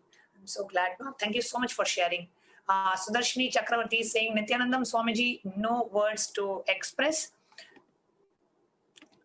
We have Kailasa's Ma Nitya Durgananda, who's saying, Swamiji, we are just in awe by your ultimate compassion. I know I can just relax into you at the time of exit of this body, eternally yours. So beautifully shared, Ma Durgananda. We all can just relax in the embrace of the Supreme Pontiff, the loving embrace of the Supreme Pontiff of Hinduism. And this is one thing that I have, I have just experiencing, and it's only increasing every moment since yesterday, since the liberation of my pre-monastic father, in just overwhelmed with the love and compassion of Swamiji. I don't know how else to put it. I'm using this word overwhelmed because it's just such an outpouring and showering in a way that nobody can ever do. You cannot even, a human mind can never even fathom that level of compassion being showered by Swamiji. Okay, so Dr. Shanti is saying, Abhayam Sarvabhutebhyo is the initiation by our dear Swamiji to all of us. There is nothing for us to fear. Gratitude, dear Swamiji. Akhil Kodali is saying, amazing. Thank you, Akhilji. And Mirili is saying, thank you, Jnanatma Swami, for sharing your experience. So many tears were rolling down my face as you spoke. Swamiji's infinite love and infinite grace are beyond words. So blessed we are to have Swamiji as our Guru. So can't agree more with you, Ma. Thank you so much. And we have Ma Shanti Bas saying, I am melting and crying over here when reading and listening to your sharing. Deep gratitude, Ammayapane, Arunachala, for showering your compassion towards our being. I'm always at your lotus feet, Ammayapane, Arunachala. Raika Patak is saying, gratitude, Swamiji, so much new understanding and completion, and feeling blessed to be under your compassionate care. Thank you so much, Raika Ma. Mahesh Agora Shivam is saying, gratitude, Bhagavan, having you as Guru. As Ma said, Manushyatvam, Mamukshatvam, and the presence of the Guru, Mahapurusha Samshayam, we are getting all his blessings. So blessed. And Ma Shraddha Rupa is saying, we are really blessed to have Swamiji as a Guru. This is the only security which is really useful. Nothing else is required. You just hit the nail on the head, Ma Shraddha Rupa. This is the only blessing that is really useful, and nothing else required, because nothing else could even be useful for us at the most crucial time of our life. And we are going to be doing this segment. So those of you who missed today, you couldn't watch the sharing tomorrow again, I'll be doing one more segment, just sharing the whole experience, inviting many more devotees and disciples to come and share their experience, of the ultimate moment, Swamiji being there with us at the time of, just relaxing from the body. And many more devotees have experienced this personal touch that Swamiji gives to each and every one of us. Okay, so we have Manitya Bhakti Vasyananda saying, thank you, Ma Jnanatma Swami, for sharing this profound experience with us all. We all received powerful intimacies through this event. It is a powerful, most beautiful example of what it is in this life with the Guru and Sangha. The gratitude river runs deep. Thank you, Ma and Swamiji. Thank you, Ma. Manitya Brahmananda is saying, tears of fulfillment of Swamiji happened in our life as Ma Jnanatma Swami takes those subtle yet seem to be deep sighs of fulfillment there, not being that dry Vedanti at all. Thank you, Ma. And Ma Nitya Venkateshananda is saying, deep gratitude for your wonderful experience, Ma. Such an example of involvement, and your sharing is so precious to show how we are blessed and showered without limit when we are at the service of our Guru. Actually, Ma Venkatesh, I just wanted to share. I feel so overwhelmed with Swamiji's love and compassion. I really wanted to share this with everybody. And I said, everybody needs to learn. Just listen to this, not even do anything. Just listen and understand and cognize how Swamiji is there in the most precious moments of our life. Only Swamiji is there. Only your Guru can be there. I just wanted to blow a trumpet and keep on telling, just have a Guru in your life. nothing else. Just have a guru in your life. You have everything in your life. You can just relax. There is no moment where a guru will not be there with you. So that's exactly how I felt. Sudarshan Chakravarti is saying, I think half of the message has come down. Till now, I am shaken and I'm not able to do anything. Just tears are flowing down. I can totally understand what you're saying, Sudarshanji. Just understanding what and how Swamiji is doing for each and every one of us just completely moves us. Devika Ma is saying, thank you, Jnanatma Swami, Jnanatma, for your sharing. Truly, Kailasamaya is a blessed soul. I can resonate with your narration of events, and it helped me to realize how blessed we are to have Bhagavan in our life. Totally, Ma. Sudarshan Chakravarti is saying, deepest gratitude, Swamiji. And Kailasamaya was my teammate, and we were together in Kasi Shivoham. So nice to know that, Aya. Iris is saying, what an amazing experience. I cried so much watching. Guru is the ultimate blessing. Wow. Thank you so much for sharing this. And Om Nityananda Parameshwaram. Thank you so much, Iris ji, for coming live and sharing your experience. And at that moment, I actually wanted to thank the Tambram Sangha and especially Anandanaya, who was there with Del, and my brother was in the US. And it was if a son would have done if he was there, because my pre-monastic brother was in the US at that time. He just landed on yesterday morning. But throughout, supporting my pre-monastic mother was the Sangha there, and especially I really want to offer my sincere gratitude to Andanaya for being there and for taking here in San Jose, California, enjoying his Leela. Blessed we are, absolutely, my deep gratitude. And Megha Ishana Shivashakti is saying, thank you, Ma, for sharing. Learned so much today. Swamiji really heals. I felt no pain after the demise of my grandfather. And next we have and have seen them firsthand accepting their daughter taking sannyas. Deep gratitude for enriching our life with this sharing. Thank you so much, Milanji.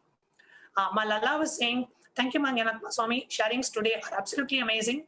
I am just touched the surface I am just touching the surface of understanding the real meaning of having Supreme Pontiff of Hinduism, Jagadguru Mahasannidhanam, His Divine Holiness, Bhagavan Nityananda Parameshwaram as a Guru. Coming from another religious background, I can't stop being in awe of the beauty and the power of Hinduism. All of humanity must come to you, Swamiji, bowing down to your lotus feet, Paramashiva.